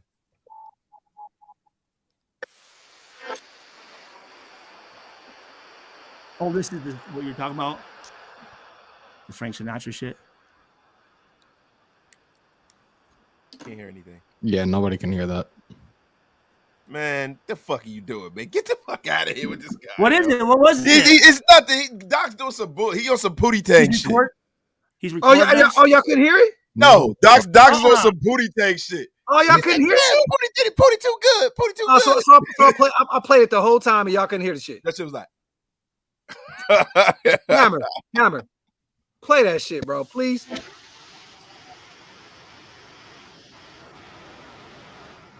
Wait, what the hell is that? Thanks, GA Patriot. Appreciate that. See, AI be wilding, bro. We can't hear it. Yeah, they're like, no, you can't play it and get your subscribers. Damn, you can't play that shit. What is it? What is it? Through the windows, through the walls. Is that what you're trying to play? He said, "Tell this spread down my balls, so all these females crawl." That joke was fucking hilarious, bro. I'm over here nodding my head and shit, thinking y'all hearing it. Yo, you saw the one with Snoop Dogg where he did the Jungle Book? No. Went to the Jungle Book beat. That joke was hilarious, bro. Remember Snoop did the Planet Raiders shout out? Yo, that was monumental. There's a whole bunch of here's Frank Sinatra doing Get Low. I was just saying that, Stu. Okay. No, there's other ones. There's other ones. Hey, Stu, man, let me ask you a question. What, buddy? Hey, man, you think they can do AI with my voice, rapping Biggie Smalls? I love Biggie, baby. We gotta find somebody to do that shit. Hey, man, we need to get Frank Caliendo to do it, man. That'd be fucking great, man. What's doing? You can't. We gotta chip in and get him a new mic, man. Yo, Stu, man, what's going on with that? They can take Biggie's voice and put it in one of your QB schools, and he would sound saying the same shit you say. That would be funny. Can you hear Biggie's voice telling Derek Carr when he was That'd be good, dude. Because they're always doing other people. So listen, man. The way you throwing that ball down the field. Why you talk like that? Well, you be like, yo, who you talking to? Oh, he's fucking stupid. Salute to everybody here in the building, man. Still rocking with us, man. Let me see. Hey, Stu, can you hear us? Your mic's not working. Because I want to ask you. Okay, I want to ask you, Stu. Stu, let me. Can you hear us? You guys are doing it, motherfuckers. No, I swear to God, I'm not doing. Someone's fucking Hammer's fucking with me and muting it right now. I know he is. He's doing something. That's why he's laughing up there. Hammer's always doing some shit. Yo, hey, Stu, let me ask you this real quick. How do you feel about hearing rookies doing really good at OTAs? Okay. But like what can we? No, because today we were talking about all the rookies. Most of the guys that we drafted, they're saying that they're killing it at minicamp right now. That's fucking awesome. So like as a veteran, right? You win the league. Hell yes. Guys came in a minicamp and they start killing it. How are you feeling? Here's what I like about the rookies. They're coming in and going, shit, we could be the leaders of this fucking team.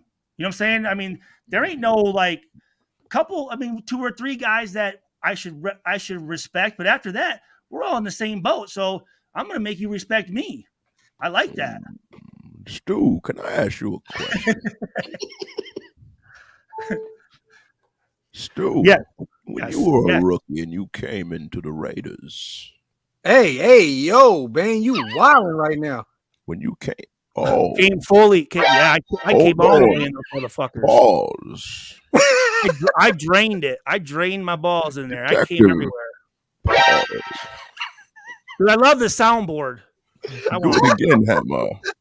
Pause.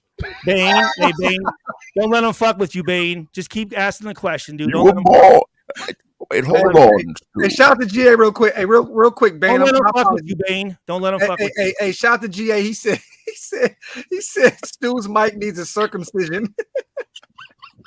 Nah, that's got a mushroom tip, the motherfucker that has been circumcised. Hey, we're definitely getting a yellow flag on this one. Said you merely adopted to the Raiders, Batman. We were born into it, molded by it. Fuck Batman. He ain't never done shit for the Raiders, Bane. Shout out to our brother Murph in the building. And thanks for blowing up Pittsburgh Stadium. Fuck the Steelers, bro. Talk that shit, Stu. It was my pleasure. That was good shit, dude. I'm just telling you, don't bring that shit to fucking Vegas, motherfucker, because I will not let you take that away. Hey. Motherfucker. Hey, Hammer, I'm about to drop those shirts tonight, bro. Can you play the soundbite? Which one? Shirt? What shirts? Hold up. I like the Bane voice the best, I think, so far. Hey, Stu, if you're a real one, what is this? What is this? Ooh. Oh, I'm really good with music too. Play it again. When he hears that sound, he goes, ooh. All right, do it again. Do it again. Let me give you a hint. A commercial, a movie, a song. Let me give you a hint. Let me give you a huge hint, okay? Hammer's first porno video. Hey, when you talk about Jimmy Garoppolo, man, Yeah. You probably beat your dick to it before. Play it again. I tell you one thing, Diane Williamson definitely knows that sound. I mean, hey man, if you're gonna get a porn star, man. What is it? If you're gonna get a porn star pregnant, man, it would be Mariah Mills. Let me ask you a question, man. If she has to breastfeed those babies, right? Is it gonna be milk or silicone that comes out? Those are the biggest fake titties I've ever seen. I don't watch porn. I haven't watched porn in over 3 years. Over 3 years? Hold on. Stu had a problem. If he said over 3 years, he had an addiction. No, I was never into porn.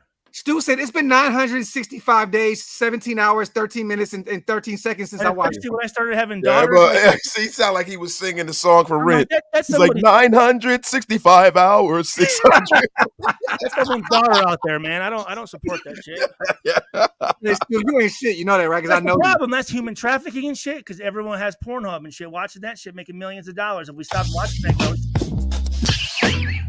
To be honest with you, we actually need, as a society, we need to jettison all of that shit. That's what's really ruining our society. And it's teaching young kids terrible ways to treat women, and it's also teaching women that that's how they're supposed to be treated, dude. Like it's bad, man. So what does 16 and pregnant? Hold on. Y'all are some sellouts. What the fuck are you talking about right now? Listen, now I'm saying it should be banned. 150% healthy. Okay. Listen, it should be banned. Listen, I am beyond reproach. I can't be repaired. I watch porn several times a day. No, I'm not saying there's anything. There's nothing wrong with it, but I'm just saying like it teaches some of these younger kids like just the shit they do. It can be really fucking outrageous, man. Like. Yeah, they've normalized eating. You know, you know what I'm saying? Like we talked about that the other day. Yeah, me and Graphk talked about this the other day. Yeah, I think everybody should have to see the squiggly lines. You shouldn't be able to just go on your phone and pull up the weirdest debauchery that man could think of. Stu, you probably go to Pornhub right now and type in "woman fucks elephant on a skyscraper" at 3 o'clock in the morning. There'll be a group that love that shit. That's why I know you're a rapper, bro. Who would have thought about some shit like that? The random shit that you put together in that was a freestyle. That was a freestyle. Hey, and if you type it in, you probably see an elephant, fucking a chick at 3 o'clock in the morning on a skyscraper. It's just real. Look, man. And even though like scrolling through sometimes Instagram and stuff, like some of these people that how many videos can you have of your butt? It's just like, dude, like I'm sick looking at it, bro. Bro, we went to a society where we used to have that were do the honors real quick. What? Do the honors real quick, just because Stu said it. I love it. Hey, look, we had a society, man, where you had to be famous or special to be famous. Thank right? you. You had to now all you got to do is get a BBL and have a small waist and get an Instagram following. You got somebody as one of the most influential people in popular culture who got famous from a sex video, bro. 100, because Ray J beat the shit out of that. Yeah, man. Shout out to Ray J, bro. Shout out to Ray J, bro. Ray J made a whole family famous, yo. But not just that. Not just that. He made a whole family famous and continued to be famous himself. Yeah. Yes. He's a GOAT. Usually they would have wiped him off the face of the earth. He's still around. Hell yeah, man. That's Brandy's brother, right? Hey, yo. My glasses can't be broken. They can't be broken. Break them. Dude's like, okay. He broke him. He said, Ray J is what's her name's brother, right? Brandy. I love Brandy. Brandy. I remember Brandy had a fat old ass in I Know What You Did Last Summer. What happened to Rage? You remember that, bro? I was like, I know what you've been doing last summer, Brandy. Fucking. What happened to Rage? Wasn't her name Rage? Afro Puff? The Lady of Rage? Yo, the Lady of Rage lost weight. She look all right now, yo. Is she still rough and tough with her Afro puff? Correct. Yo, listen, Baby D look all right. Hey. So you mean to tell me now she can chase me around the car with a cookie? Hey, listen, man. That's wrong. That's cool. Hey, yeah, Kim K definitely ruined the world, bro. Yeah, she definitely. That's rude. That was very rude. What do you mean? She definitely ruined the world, yo. On next Friday, she chased Day Day around the car with Day. That was her? No, she chased Day Day, and Day Day had the cookie. She didn't chase Yeah, he him. gave it to her. He's like, I got a I didn't know cookie. that was her. It's good, ain't it, baby D? He said, I'm gonna wrap it so you can get to it easy. Commissary without the rapper. I'm telling you, man, you guys need to watch a couple of Omar Epps'. That dude, bro. Mike Epps, you mean? Not Omar Epps. Sorry, Mike Epps. I said that last time. Mike That was Epps. racist. That was racist, dude. Dude, his when he does the Marcus Cousins show. Oh man. Oh yes, bro. Yes. Yes. Bro. Yo, look, let me tell you something, bro. I remember this when Mike little Epps talked about the walk-through. R&B singer with the short arm. Yeah. Oh my God, Stu, yo. hey, we got Boogie coming on the show soon too, DeMarcus Cousins. Do you really? Yeah, he's in Puerto Rico right now playing ball, but when he get back, we got him coming on the show. That's cool. He's a guy that he just never could. I feel like reach his potential, right? He never really. Attitude thing. You know what it was? Yeah, but let me tell you right now, I remember the days where he put up 50 and 20 type shit. Where'd he play? Did he come out of high school? Oh, Kentucky. Okay. Yeah, it was him and John Wall. Him and John Wall was a nice little duo. They should have stayed together for a little John bit. Wall was one of my favorites. If he wouldn't have hurt his knee about 10 years ago, right? He hasn't never been the same since that, right? Nah, he ain't been the same, bro. Yeah. He used to be so quick. Hey, Joseph. Hey, mini camp was just that mini, bro. We was done in 30 minutes. Hey, Joe. Right now we talking this about. weekend. Was it this weekend or this weekend? Fucking it's what day is it today? Wednesday? Was it last weekend? Yeah. What? Mini camp was last. That's the first this one. week, bro. It's going on right now. Started Monday. It's going on right now. Yeah. Hey guys, let me ask y'all a question. Who the 5 most funny comedians right now? Dave Chappelle, Yeah. Dave Chappelle, and Dave Dave Chappelle. Chappelle lost it for me. What? What? Yeah. I'm gonna say.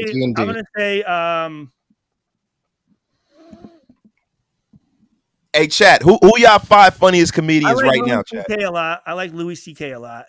Oh, he one of the ghosts though. Yep, him. I like I said, Mike Epps. I like Yeah.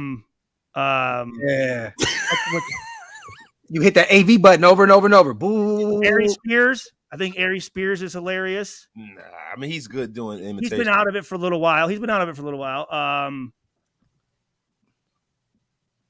Hey, what's Bill Burr? Yeah. Yo, look, my five. He doesn't do a whole lot of stand-up much no more. He just does kind of his show, I think. Bill Burr is hilarious, bro. Yes, he is. Bill Burr is hilarious. Dave Chappelle, Bill Burr, Man, Chris Rock. Hey, wasted, JB bro. Smooth, Murph is literally our spirit animal, bro. Yeah, he is, bro. Like I swear to God, bro. Like it makes no sense how much we are. I think it's like an old thing. Like we all three kind of. Right. Louis C.K. is we ought up to there. say You gotta shit put of Louis music. C.K. You gotta put Louis C.K. You gotta put Louis C.K. up there. Hey, didn't Louis C.K. get caught jacking off or some shit in the bathroom or Yeah, something? he's a 4 years ago. he's the GOAT for that. He held somebody hostage. Well, no, I was gonna give him his kudos. Flowers for sure. Like Yeah, It was a secretary or one of his coworkers, and he said, "Do you mind if I jack off in front of you?" And he said, "Yes." So he held her hostage. and then even better. There you go. Like It's terrible. Hey, the GOAT. Yo, No, he's Sarah Silverman, I don't think she's funny at all, bro. no. She's not funny. No, She looks like a shaved no. rat. I used to like oh God, she's from Rockford. I like Godfrey too. We talk about right now. George Carlin is dead. Jeremy Godfrey died. JB Smooth. Godfrey didn't die? Gilbert Godfrey? He's thinking No, Gilbert Godfrey. not Gilbert. I'm talking about Godfrey, the black. Oh, we talking about Gilbert Godfrey. We talking about Godfrey. Not the guy who was on Up All Night on USA. Not that guy. Right? Yeah. Hey, I'm talking about Godfrey, the guy who does like Steve Harvey. He said, didn't Godfrey take over the Sprite shit after what's his name? Wait, what? Remember what was the dude name that did Sprite early on? He did the 7-Up commercials. What's the dude name? He played in the Replacements. Lineman? Faison Love? No, not Faison Love, bro. The No. I know who you're talking about. What the? Oh yeah, he was the kicker or something. The punter. Orlando something. Orlando Jones. Orlando Jones. Yes. Didn't he take the 7-Up job from him? I don't remember, bro. I know Orlando Jones is not funny, bro. No, but also no, not at all. But I'm Lagero was good over Godfrey. JB Smooth was funny as shit. His JB stand-up Smooth was funny in movies. Doing stand-up, he's not funny. That new Chris Rock was ass, bro. Stand-ups had me dying, bro. Chris Rock is hilarious. Bro, you crazy? No, that new Chris Rock was terrible, bro. That new one was whack, but Chris Rock is the man. You guys ever heard of a guy named Mitch Hedberg? Mitch Hedberg was the man, bro. He died way too soon, bro. Heroin overdose. Yo, that guy was hilarious. He was like a dark Jerry Seinfeld. Bro, straight one-liners for like an hour and a half, dude. Bro, you know what I mean, I've always liked obviously I like Dave Chappelle. You said Bill Burr and those guys, but also Paul Mooney. I love Paul Mooney. Yeah, rest in peace, Paul Mooney, bro. R.I.P. Paul Mooney. Paul Mooney used to write Richard Pryor's jokes down for him. He said, "You're a bad motherfucker when you write for bad motherfuckers." No, he didn't write for Richard Pryor. Richard Pryor was so Richard Pryor's the greatest stand-up probably ever, right? And he's great. Go up there. Richard Pryor is he would just go up there off the top and do stand-up. So what Paul Mooney used to do is he would write Richard's jokes down for him and say, "Yo, this work. You should use this." He used to help him format stuff. The same kind of way Mario Joyner does that with Chris Rock too. Chris Rock has a lot of writers. Kevin Hart has a lot of writers because Kevin Hart's so busy. There's no way he can actually put an act together with all of the movies he's doing. It's impossible. Like Lil Rel, that's why Lil Rel is around because I could tell Lil Rel writes for Kevin Hart now. You could tell Kevin Hart's stand-up is totally different now. He doesn't. My pops represents both of them. And he doesn't write anything for him. Kevin Hart writes all his No. I'm not saying that. No, Kev definitely doesn't write all his own shit, but wow. Rel does his own thing. Now, Patrice O'Neal was mine. Goated. I loved Patrice O'Neal. His last stand-up in the room, that shit had me in tears, bro. That shit was hysterical. R.I.P. Patrice. He was very, very, very good. Bob Saget was wild. Nick I loved him. Artie Lang. Artie Lang was fucking good. Artie Lang was fire too. Hey, did y'all hear the story, bro, about Kevin Hart, him and his ex-wife walking into his apartment and catching Patrice O'Neal jacking off at the laptop? No. So apparently, right? So Patrice O'Neal was like, "I'm moving out there." Kev was like, "Okay, you can have one of the rooms or whatever, just to get your shit together, right?" And he ended up moving. He said him and his girl walked into the fucking apartment, bro, and they caught him at the laptop smacking his shit. They was like, and he was like, "Yo, like, I mean, fuck you want me to do about it?" Type shit, like, bro.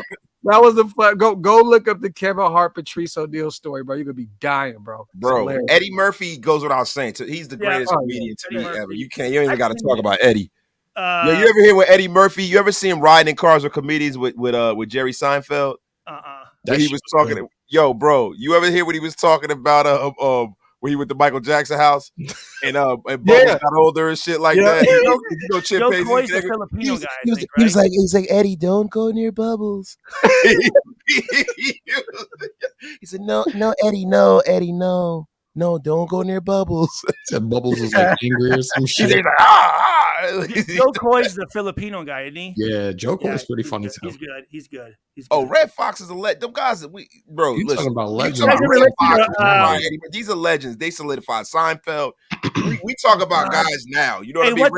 What's the guy? Hey, Little Miss Muffet. Andrew Dice Clay. He's a clown. He sucks, man. Back in the day, it was funny. And plus, Sam Kinison was a genius. But yo, like Andrew Dice Clay, all he did was steal Moms Mabley's act. All of those nursery rhymes. I don't know that. No, bro, go back and look. Moms Mabley's one of the great comedians ever. Go back and look at Moms Mabley's act. She did all of the dirty nursery rhymes and stuff like that. Andrew Dice Clay. Well, hold on. Little boy Blue, he needed the money. Yeah. Little Miss Muffet sat on the tuffet. And little Miss Muffet sat on the tuffet eating her curds away. Suddenly a spider slid down beside her and said, "Hey, what's in the bowl, bitch? What's in the bowl, bitch?" Hey, Charlie Hustle, more ready to talk tomorrow, man. I think we pretty much. How long were you guys on before this? Probably about an hour.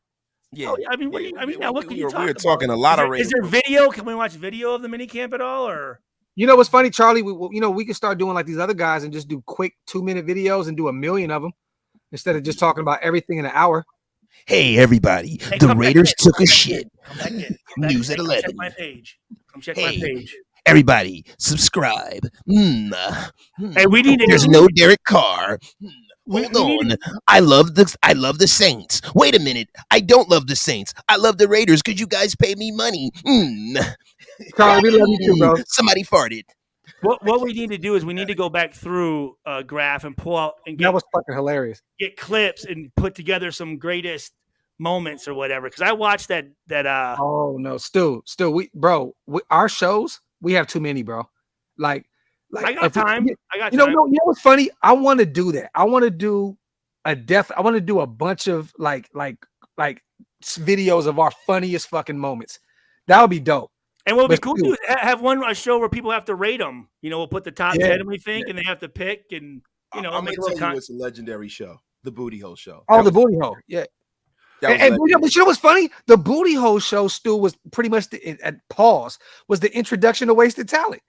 When I came up out of the Booty Hole Show, hey,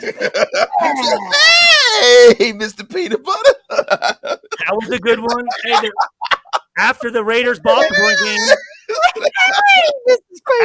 After the Raiders Baltimore game in your hotel room, when you were talking and me and Brandon were just in the back fucking chopping it up the whole time. Oh my God, I kept telling y'all to shut the fuck up. That was a good one. We smacked did we drink like a fifth of Smirnoff right there? We drank a whole. Oh, it was warm with warm Gatorade. With the warm ass Gatorade. Oh my God, bro.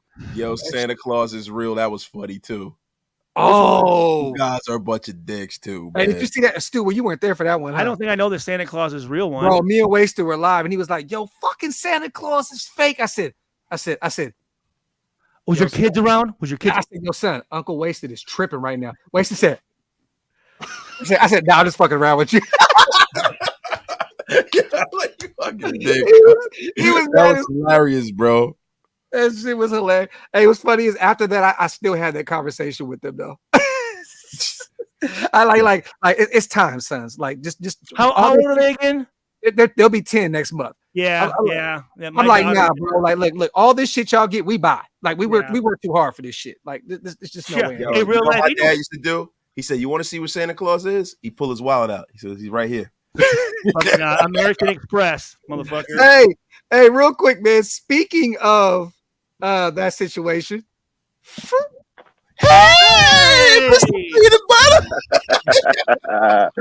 What's good with my brothers? What's good? What's up?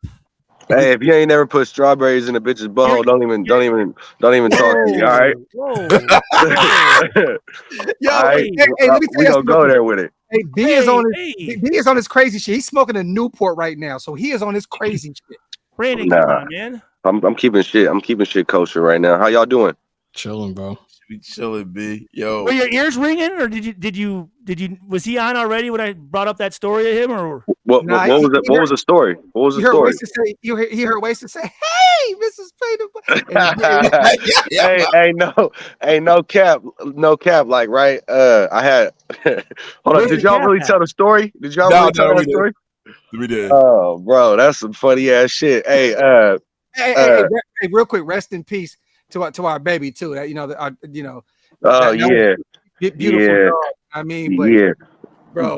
Hey. So look. It's on some real sick shit, right? I had one of my I had one of my partners watch my dog and do some work on my house. You know, I'm on this property right here that I own. So I took my family to Disneyland and shit. Like, right, I get back. This weird ass motherfucker talking about looking at my dog, talking about, "Hey, Mrs. Peanut Butter." I said, "What?" I looked at this motherfucker. I said, "What you just say to my dog, bro?" I said, "You better get the fuck up out of here with that shit, bro. You a weird ass motherfucker." Like, I don't know what the fuck he was talking about. Yo, it must have been some nasty work with a jar of peanut butter in that dog, I said, bro, y'all don't even want to know, bro. I smooth looked at this motherfucker like, bro, I'm about to like low key knock you out. Like, what?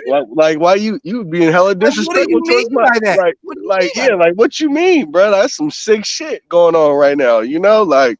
Oh, bro, you definitely went to Disneyland, and he definitely went to Disneyland too, bro. That shit is crazy. He hey, was pause. I don't even. Can you pause that? Like, I don't even. That's some weird shit. I ain't gonna lie to you, but hey, you walked into some peanut butter shit. I didn't. Yeah. Hey. Hey, with the Metal Gear Solid though, with the Metal Gear Solid alert, fuck. Bro.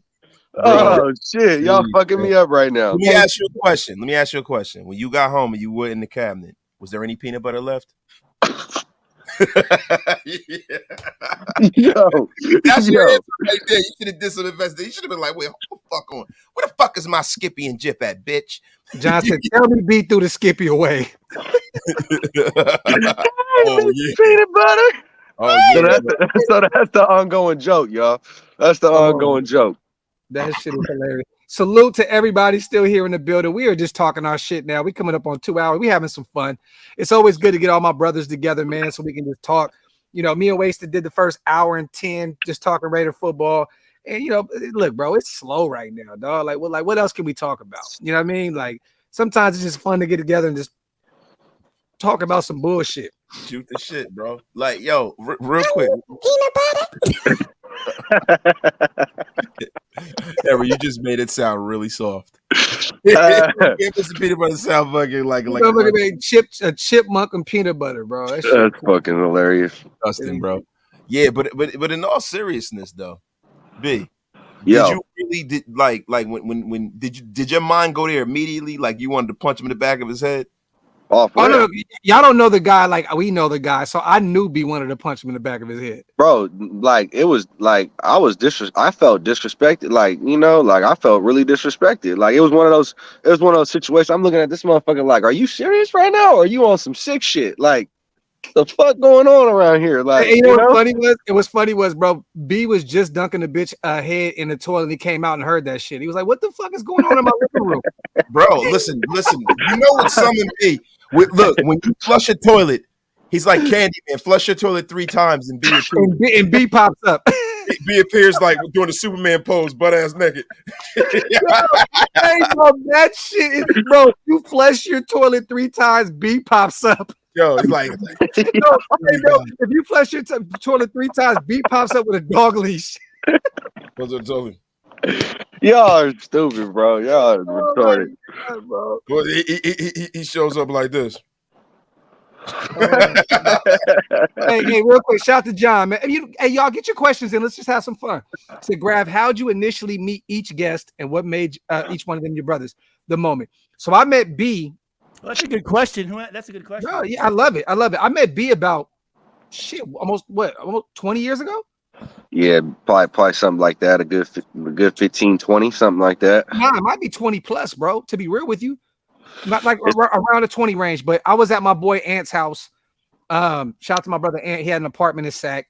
My little brother, little G-Net, was over there on some foolish shit. Brought my brother B through. I had just dropped the album called I Am Sac, and we was over there talking about the album and whatnot. B was there with him, and from that day we was inseparable type shit. That was when I was in college for the music production and all that shit, bro. That was a minute ago. Yeah, straight up. I met Stu. Stu sent me a DM flirting with me and shit. You know what I mean? So he was like, yo, I like your style, son. On that East Coast shit. My picture's all fucked up here. What the fuck happened here? Hey, bro. Yo, Stu, what's up, bro? Fucking. Where you at? You fucking in space right now, or what? Graphk wouldn't leave me the fuck alone, so finally I answered his fucking DMs and shit. I'm like, what the fuck is this fucking clown? Fucking. I thought you were. I'm like, I know one thing the dude can dance. I thought you're the dude that was dancing all over all the fucking. And actually, I just saw him. He just reached out to me because he thought I was Dan Rue. It makes all the sense in the fucking world. I was just gonna tell you to leave me alone, to be actually, because you were making me a little uncomfortable. But then I'm like, I met you, and I'm like, actually, he's pretty cool. So I gave you, you know what I'm saying? I was just reaching out just to fucking. Yeah. I met Hammer through someone else, and he ended up being my brother. So I ended up meeting him through a former. I want to say with these guys though, you probably met me first in public though, right? Before Hammer and Wasted. Ray Finkel. Yeah. Matter of fact, wait. Yeah. When did we meet Stu the first time? Baltimore game. It was for a home opener, wasn't it? Yeah. I thought you said something else. I don't remember exactly. No, it was. We all flew out there. Me and you were already in town. You didn't go to the game, because of. I was wondering where the fuck he was at. Then we met B at the hotel afterwards, and He we was kicked it over there. Pause. Yeah. Pause. It- What? Pause. Oh, I no, met Wasted. I just didn't like how I sounded. I met Wasted on the Booty Hole show with Stu. Yep. That's not how you met What me, the bro. fuck is the booty hole? Like y'all keep saying this That's booty not hole how you shit. met Like me, bro. I was what in the fuck is Austin, this booty hole Texas. shit? I was in Bro, Austin, That Texas. is not how that man met me, bro. Don't pause that shit, bro. booty hole. Y'all was fudge cracking or what? Hey, hold on, bro. We didn't meet at that on that show. No. Mm-mm. What happened was I was in the comments and you had a fan show and you were like, yo, Wasted Talent, you got some good comments, bro. Yo, you comfortable coming on screen? You Come booty hole and got all excited. on. I came on the screen. Pause. Oh, hey, Came on the screen. I cashed in on the screen. I was like, I get to talk later football. Catch a Hey, ching. give him the wah. Hey, Hammer, hey, do the honors. There it is. Thank you, Hammer. Thank you, Cashed Hammer. in. That's the Saturday, man. I was like, oh. All right. So Bro, then that was we were on the show. I was on a fan show. B, man, what's up with your? And then I met all of y'all. And then we had a conversation on the phone. yeah. And then after that, the booty hole show was going on. I was in the comments. You said, yo, you feel like jumping on? And we jumped on the screen, and then the rest was history. There you I'm go. glad you got you. Okay, I'm glad you jumped on it and didn't come on it. There you go. Pause. Yeah, no, I'm not the one who said it first. You said you came on the screen. you were Wasted. You set that up. Stu, you know you Stu, listen, let's relax. Here. I'm Wrong, in there you go. I'm up here in the stratosphere, motherfuckers. Hey, the hotel room. That's facts. But when I initially met my brothers was last year's draft. I met Wasted and Hammer for the first time in physical form in Las Vegas at the Ahern Hotel. So that's when I met my brothers for the first time. And since then, we didn't flew all around LA, Vegas, New York.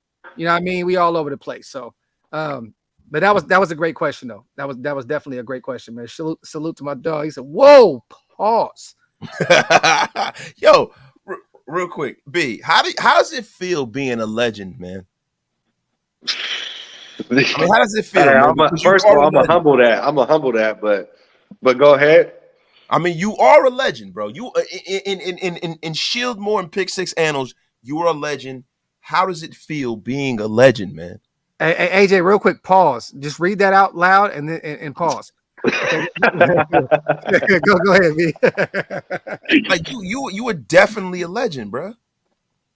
Nah, I'm just a regular dude. That's it. Hey, B was the first guy on this channel ever. Hey, B, did you get questioned at all about that? What we did? Hold on. Is that the picture with you and Denzel Washington? Yes, sir. Denzel looks so unenthused to be with you. Too. He called me over. He was like, "Hey man, get your fuck ass up off me, man." Hey, man. yeah, you see Hey, Stu. Hey, Denzel looked at you. He said, "I'm gonna tell you something. I'm leaving with something around this motherfucker." He said, "Motherfucker, I'm leaving with something. A jersey, some socks, something." What did he call me? No, what was it? Billy Hoyle, or what was the name of Woody Harrelson and Hoyle. Jake Hoyt. Jake Jake, Hoyt. I need my money, Jake. That's what he said. Jake. He said, "Hey, 20. Jake, come over here." Jake. He was calling me Jake. I'm like, oh shit, what the fuck does this motherfucker want? That's what's up. Well, because the year before I had a whole incident with him. The year before playing Sacramento. But nah, that's my dog, man. Hey, man, I'm cool, dog. That's what I'm saying. Hey, you never came to my city, bro. You never put up to my city like that, bro. Chill out. Relax. Sacramento. That's the baseball stadium right there. I know the Mountain Lions shit, bro, but you wasn't there, bro. You never. No, shit. I had a fucking. Fuck. Hey, were you playing with Dante Culpepper? I played against him. I was with Omaha. Okay, yeah, because Dante played in. Oh yeah, you were. So this was in Sac when you played against Dante. Yeah. Well, no. This was Dante was already gone, but this is when me and David, his son David, what is it? John David. John David. Yeah, he was a running back for Sacramento, and It's a damn good running back too, man. he was good. We actually became friends. We were cool, and that's why Denzel came up to me because he's like, I saw you talking to my son out there, and I respect your game, and yeah. Then he asked for my number and shit. I was like, yo, man, chill, you gotta back off, bro, for real. Just chill out. And who's down to take a shot, man? I'm gonna go get the bottle real quick. The fuck. Shit, if I had some liquor. B's like, I already drank it all. So what do you want us to do? Some Look fucking at what, overnight, Gino. get some fucking a shot? What the fuck? Bro, yeah. Fucking Amazon me a bottle, bitch. Always taking. You always got those friends you got to take care of, man. That's all right, though.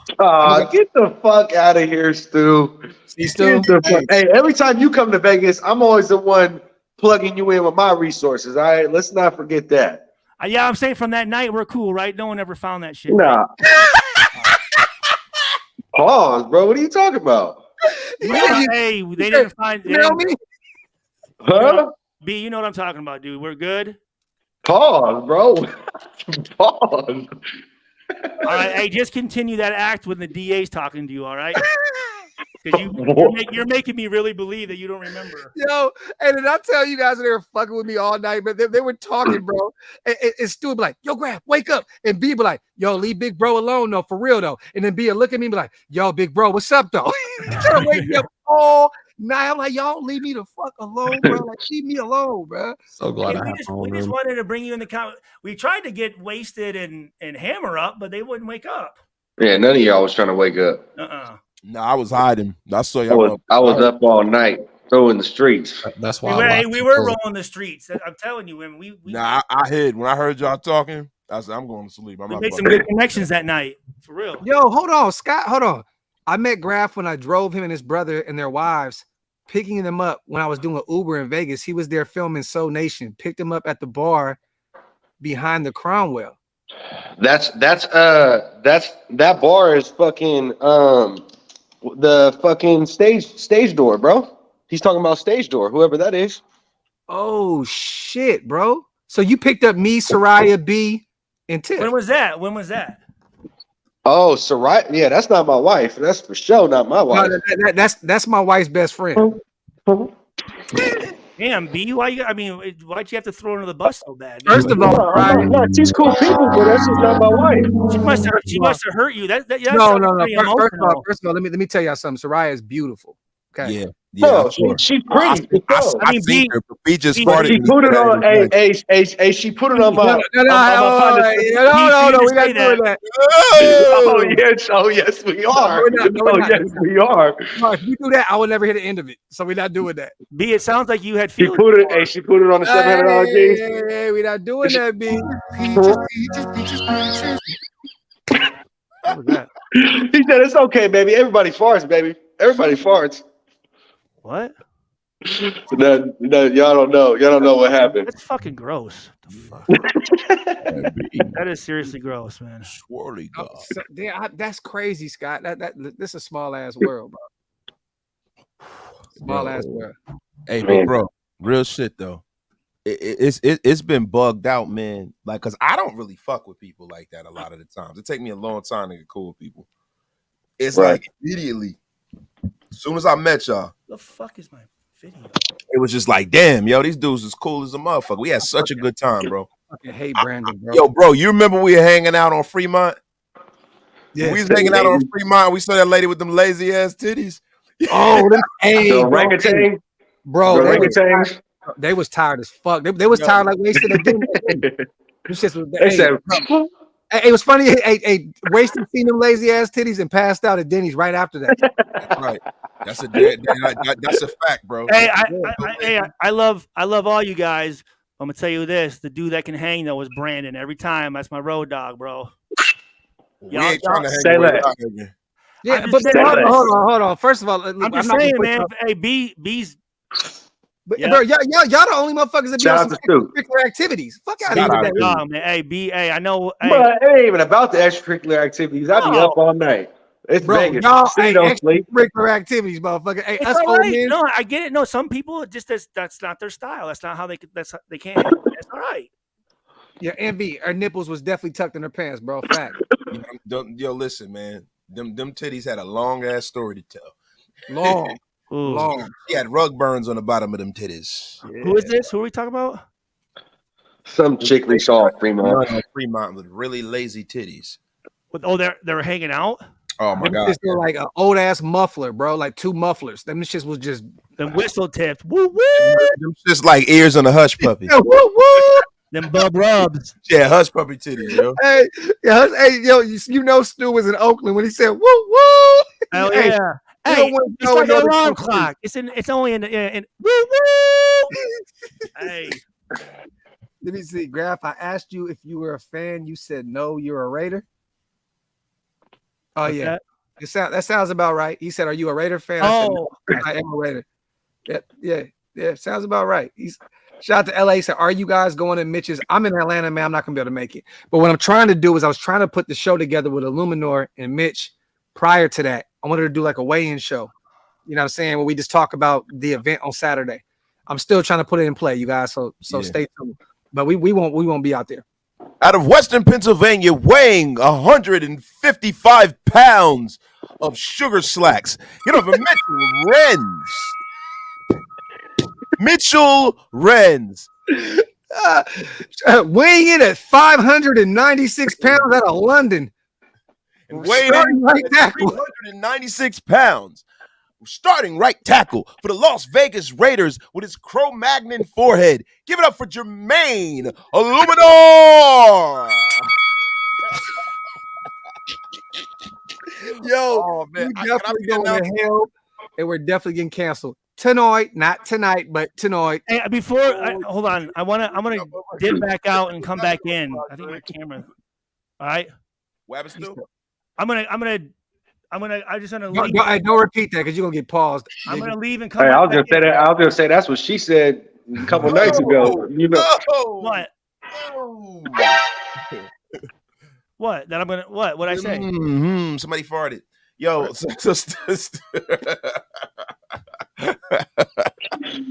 Fucking crazy.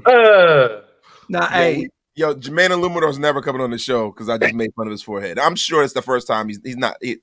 Bro, don't it look like a Power Ranger helmet without the visor? oh, hold on, bro. Hold on. Yo, that shit is fucking hilarious, bro. I'm pulling that shit up. Be what you drinking, goldfish? Got You more head than goldfish he got water? now. Dog, yo, that shit is fucking bananas, though. Yo, bro, Wasted hit that shit on the fucking. Hold on, On bro. the forehead. Hit it on the forehead. Doom. Hold on, bro. Look at this shit. Look at this shit, bro. Hold on. Hold on.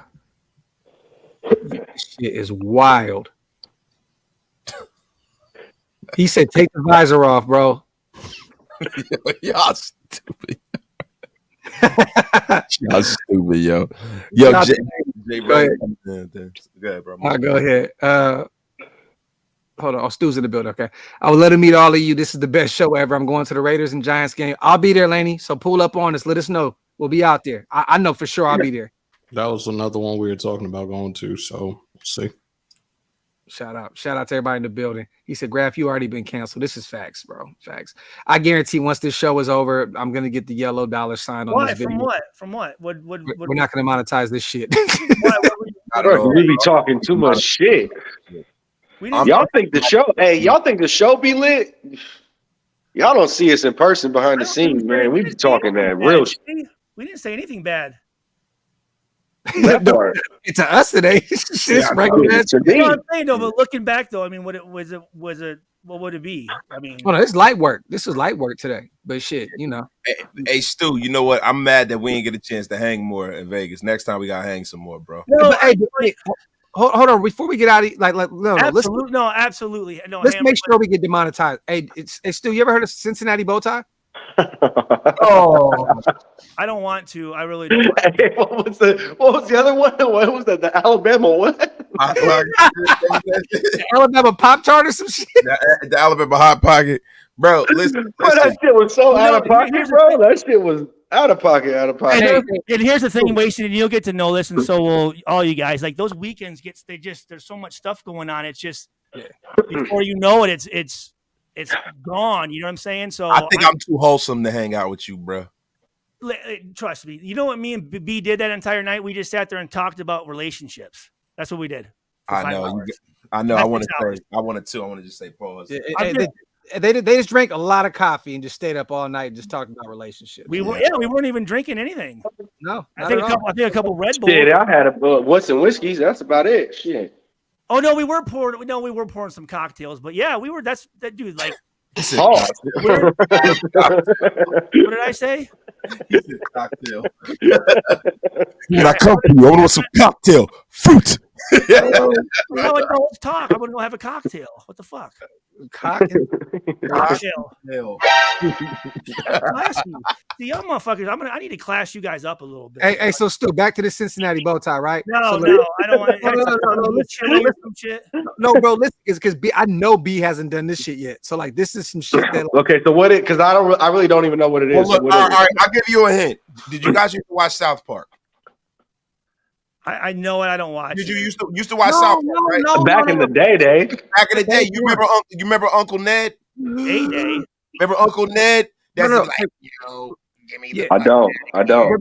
Remember the commercial. That'll get you canceled right there. What he just that's fucked up. Stu, remember? Remember? Hey, remember the commercials? I don't want to hang out with you, Wasted. You're gonna put bad. Remember the commercials with a girl was smoking cigarettes through her neck? That was my aunt, dude. Okay, so look. The Cincinnati bow tie. The Cincinnati bow tie is finding a woman that had a tracheotomy and taking advantage of it. I definitely ain't done no shit like that, bro. Cincinnati known for what? Ohio. Why Cincinnati? Are they known for lung cancer or like? Do they have a lot of smokers or something? Literal Larry and shit, man. Get the fuck out of here. I'm just wondering, is that a problem in Cincinnati? A lot of from PLPD or no from asbestos or something? What the fuck is happening, bro? They made Cincinnati for some reason. They made Cincinnati for some reason. They got to have a high cancer rate. Yeah. Oh shit! I guess like Cincinnati's known for the Bengals, chili, and now tracheotomies, huh? Yeah, tracheotomy. Yeah. Hey, I'm telling you, tracheotomy, man. The doctor said she needs a tracheotomy. Oh my god! Oh, y'all stupid. Hey, B, logically. I'm telling B now. Until you do that, bro, you are not the GOAT, bro. Bro, I don't want to do that. I don't want nothing to do with that at all. Disgusting, bro. Hey, Brandon, have respect for women. Don't. B, you are the only one not, bro. No, fuck all that. Don't listen to these guys. Don't listen. B, keep disrespecting these hoes. You're the only one that ain't married on this screen, bro. Go crazy. Treat others the way you want to be treated. Would you? I want the highlight reel, B. Tell me about that shit. Bro, look, I'm gonna be honest with you, bro. There are a lot of people out there who have they have no respect and they'll do anything. I know a man. Thank you. His name is Brandon. His name is Brandon, and not this Brandon, who actually bedded down a woman with a colostomy bag. With the what? It's with a shit bag, a colostomy bag. Shit and piss bag. Hey, we call that the shitty titties. I like that. Hold on. That's foul, bro. It doesn't have anything to do with their titties, though. Their titties. Live your life, B. Live your life. B, listen to what Wasted spitting knowledge right here, man. He's what? Is that bad? You spitting knowledge? Is that all too? All right now, my brother. It's like little fucking kids. It's like dealing with little kids. Wasted. Yeah, you guys are terrible, man. So much. Nah, but real talk though. Look, we're over 2 hours. I want to say this. All right. Cincinnati bow ties for everybody. Like real talk. Like bro, that has to be a thing, bro. That has to be a thing. Are you going to a cancer clinic to find these ones? Or where are you going to find B, I've never asked you for anything, little bro. Bro, I'm not doing that. You can count me all the way out. Bro, so basically what you gonna do, you gonna go on Tinder and ask for chicks that sound like Darth Vader and shit? Look, all I'm asking is for little brother to find it. You know that's fucking funny, Stu. No, that's a joke I can laugh at. That's fucking hilarious. All I'm asking is for for B to go find a girl with a hole in her neck and destroy it. They know, bro. Like, everybody's somebody's daughter. I got my respect. Here's what you do: you find a woman and you put that hole in her neck, and then you fuck that hole. Y'all are out of pocket. You gotta marry her before you do that. All right, look. No, I'm saying you take a knife and cut a hole in there and then go for it. That's okay. That is fucking gruesome. You want my respect? That's what you gotta do, bro. Bro, you know what's funny? For me that's someone's daughter. It's bad. Yo, it's funny, bro. You know what's funny? You know who else is someone's daughter? Tiana Trump is someone's daughter. Mariah Mills is someone's daughter. And someone's daughter. Look, you have a lot of good women out there. You know what I'm saying? You got a lot of solid women out there. I happen to be married to a pretty solid woman. There you go. And that good for you. Right. How long you been married? We all are. How long you been married? I've been married fucking 19 years. Graphk, how long have you been married? 10 years. Yep, I've been with my 23 years married, 18, and I respect men that can build a family and put together a relationship. Hey, bro, I've been married too, bro, since I was like 13. I've been married to the game, you know. You know what I'm talking about? Bow, bow, bow, bow. Hey, this motherfucker was it. He was a rapper Forte back in the day when he was born. Wasted. You didn't finish your story. Hey, shout out to Red. He said, just remember, a chick giving you if you give it a Cincinnati bow tie, she's choosing you over air. Oh my God. Hey, That's a woman with low I've been married for 19 years, man. That's bro. I've been with my wife for 12 years, married 10, bro. So I feel you. Wasted or Hammer, you're new in the game. What year? 2 years. All right. Yeah, Hammer's a little. He got a little fuck ass time being married. Years 6, 7, and 8 are always that. Those are for whatever reason that 7-year mark is always a challenge. The 7-year itch. Yeah, whatever it is. Yeah. This is factory outlet, definitely. Yeah. And I will say this: kids will not make any more. What did he say? We can't hear you, bro. You're exactly. Yo. People say that. Yeah. What happened? Kids will make our marriage better. Kids will make it better. We should have kids. They definitely won't make your marriage better. That'll fix everything. They definitely don't. If anything, they'll test your marriage because when they're little. I mean, how you're not getting laid a whole lot. Hey, that shit's real, boo. That shit. Yeah. When they little, like real little, like screaming and burping and shit like that, and throwing up on themselves. Don't nobody even want to get down like that. You just you just feel gross. Yeah, you haven't slept. You're Yeah. Yeah. Hey, well, let me say this, y'all. My wife and my niece, they're back there kicking in the jacuzzi. I'm gonna go have me a drink. And they're hearing us talk all this shit right now. Yeah. All of it. Your wife. That's why I was telling you to shut the fuck up because right here, your wife and who? Hey, don't get mad. Oh, homegirl, she had to poop. That was it. You said your niece? Yeah, my niece. My sister's daughter. She's isn't it fucking hot? Are you gonna get in a hot tub? Isn't it hot as shit down there right now? We got the pool too. Hey, you can breathe though, right? I'm gonna make you sweat. How's that fresh air out there? Yeah, I'm in the crib. I'm lovely, man. I'm lovely right now. It's Cam cool. that shit and send it up to him. I remember back in Spaceballs. Yeah. Drink that shit. Yo, hey, real quick, man. Shout out to everybody here in the building, man. This shit definitely went left, but we love it when these shows go left. This is what it's about. Have some fun off season. Tomorrow, Stu, we down to do a Graphk Stu show? Yes. I want to talk about Aiden O'Connell. I definitely whoever Ro is, what's up with you? Hit me on the DMs on Instagram. You feel me? You know what time it is. Hey, all right. Shout out to Ro. That's our fam too. Yeah, Ro, if you care about your life, don't hit B up about nothing. Yeah, and B, don't fuck it up too, because she's a good fan. That's like you don't want to, Hey man, y'all, miss me with all that. All right. Hey, Ro, if you care about your neck, stay the fuck away from me. Protect your neck, right, Wasted? Hey. Shout out to Ro. We love you out here. I'm just fucking with y'all, man. And tomorrow, Graphk Stu show, and then we have a show tomorrow night with Scout. We're gonna break down, all the OTAs and the mini camp stuff. So, what time are you doing that at tomorrow night? What time are you doing that at? I love what Rose said. She said, "My man is a Samoan Crip from San Jose. He don't play." Hey, no disrespect. No disrespect. That's no disrespect. Talk that shit, bro. Talk that shit, bro.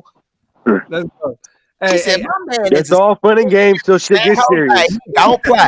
Yeah, I can hear it saying that shit. Hey, shout out to Ro. It's funny. We probably know him. That's what's so funny because we tied in with San Ho like crazy. Shout out to Ro. But Yeah, tomorrow, that was like my second home for a while. I ain't gonna lie. oh, yeah, I lived in San Jose for a while, so I love East Side, San Jose. But salute to everybody here in the building, man. We just having some fun tonight, man. We will be back tomorrow. We double header tomorrow, you guys. Stay tuned. You already know what time it is. Thank you to my little bro B for pulling up. Thank you to my little bro Hammer pulling up. Thank you to big bro Stu always pulling up, man. You already know what time it is, bro. Salute to you guys. We are outro one.